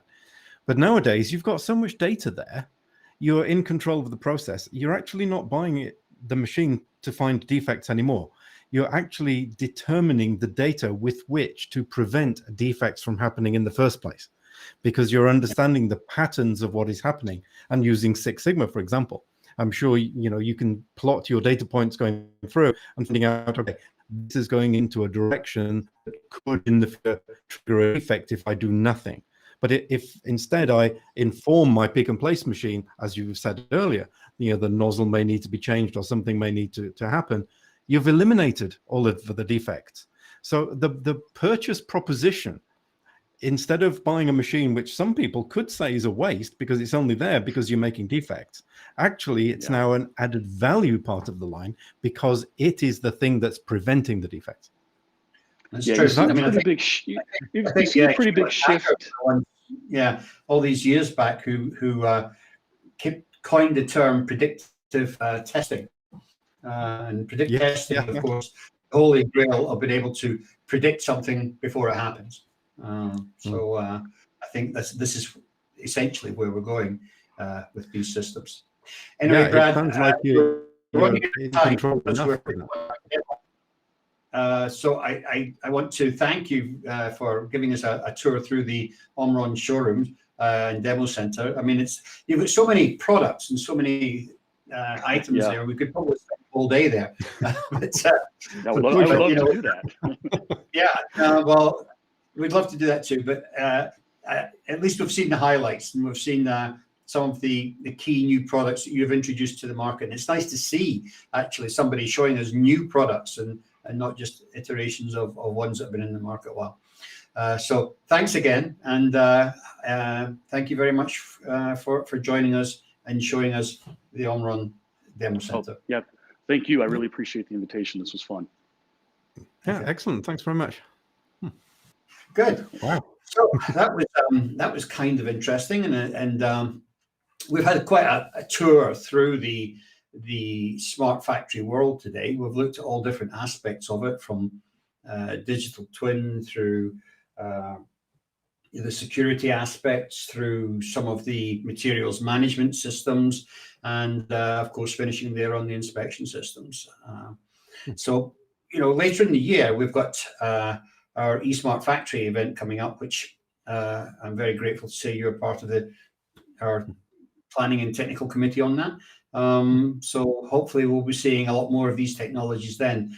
That's slated for September 28th, 29th, but we don't.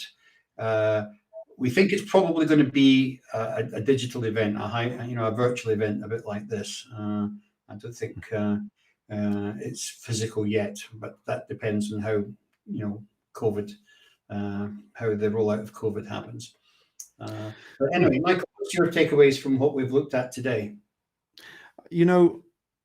Comparing what we've just gone through in the last couple of hours or so, how much value that there has been talking to these guys who take them into their inner sanctums of their labs and start really talking. I mean, it's so nice to be able to talk to a human being, and they're there, they're live, they're talking to us. How does that compare to a virtual trade show where you've got a page that comes up that looks like a web page you'd expect it to? If the event in September, the eSmart Factory, if it were to be virtual, then isn't it great to have this kind of real interaction with the guys who would come along and present these innovative technologies? Because it's all about seeing and believing something that's so new. You might be thinking, really? I mean, like the photonic soldering that we saw, was it yesterday? We went into that. I mean, individual treatment of individual soldering on pins. That's like, wow, I want to see that. I want to see it actually work. I want to see the temperature of the sun existing for a millionth of a second and producing a perfect joint. These are things you have to see to believe. And that's the strength of, the eSmart Factory conference, is that people will come along and talk about these things. And if you can have a lot of people joining live as well, you are seeing something that ordinarily you would not see. And, being aware of that technology means that you can build that in to the business plan of manufacturing going forward. And so that's where the huge value is, I believe. Yeah, no, I totally agree, and I think it's been a great format. Hopefully going forward as we develop it, we'll be able to take some closer looks at the process and what actually happens inside these machines, rather than just the outside of the box. But it's continuous improvement. It's a plan in action. So we'll certainly develop it. Yeah, and as we saw with the Panasonic guys, they're talking not just about a machine, but a whole infrastructure, a whole line solution. And sometimes it's difficult for people to conceive how that all goes together, but you can have more time to look up and down and see things happening. It's a huge value, actually. I don't need any convincing that the smart factory and is the way to go. The automation arguments and everything else that surrounds that. I'd love to see some more data though coming back from some of these factories of the real gains that they've made. You know, the productivity gains, the machine uptime gains, etc. But we're not really seeing some of that yet. But so hopefully by the time we roll around to Smart Factory, maybe we'll have some to talk about. But I think you've got to be able to put not just the use case, but you've got to demonstrate the potential return on investment. Yeah, that really is the key thing. And, on the machine side, that's just as, an issue as it is on the software side. We do see a lot of our customers, they sort of walk away smiling, and you think, well, can we have a case study now? Can we use this as an experience to inform other, people who would be interested in the solution? And they say, let's just say thank you, and we're happy with what we've bought. But how are we supposed to communicate that? Because people are very competitive, and we see some, especially contract manufacturers, they will simply not be in the room with their competitor. And you can understand that it is a commercial environment after all. But the best story in the world is a success story where people are willing to explain. We talked about lean materials. I mean, how much does that actually save a customer? Is a customer going to come forward and say, yes, this is how much a benefit was created?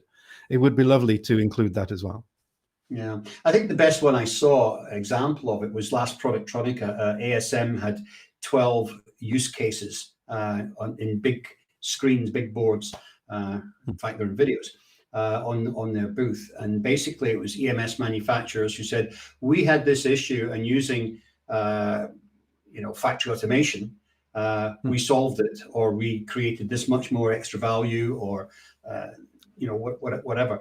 But it was fascinating to see actually 12 use cases actually showing real results from factory automation. I mean, you and I need no convincing of it, but it looks like some other people still do.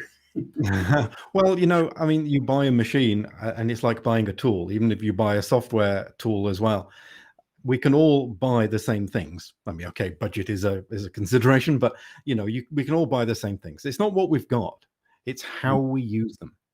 It's the people that we have in manufacturing that are capable of understanding data-driven manufacturing as opposed to process-driven manufacturing. And so it's a combination of skills, motivation, management, leadership, having this combination of young people and experienced people working together to get the best out of those tools that they've bought. This is the secret. This is the secret sauce that people don't want to share sometimes. But I think it needs to be shared in some way so that people can really boost the whole of the industry to become that much better. And it doesn't matter which box you buy or which software package you buy in some respect. It's how you are using those tools. And that's, I think, what we need to teach each other is the best utilization of the disruptive technologies that we see coming along. Yeah. Well, we will keep evangelizing it and sending messages as we can. And but for now, I think it's been great input today, Michael. I want to thank you ever so much for joining us and helping us through our journey today. I hope you enjoyed it and got some value out of it. Oh, absolutely. Yeah, it's been great. Good. Okay, so thank you very much. And thank you to our audience who stuck with us. We've had some reasonably good viewing figures for something that wasn't particularly well advertised, to be honest, going before we started. So thank you for joining us at our virtual APEX experience. And we look forward to seeing you next time. Okay, thank you very much.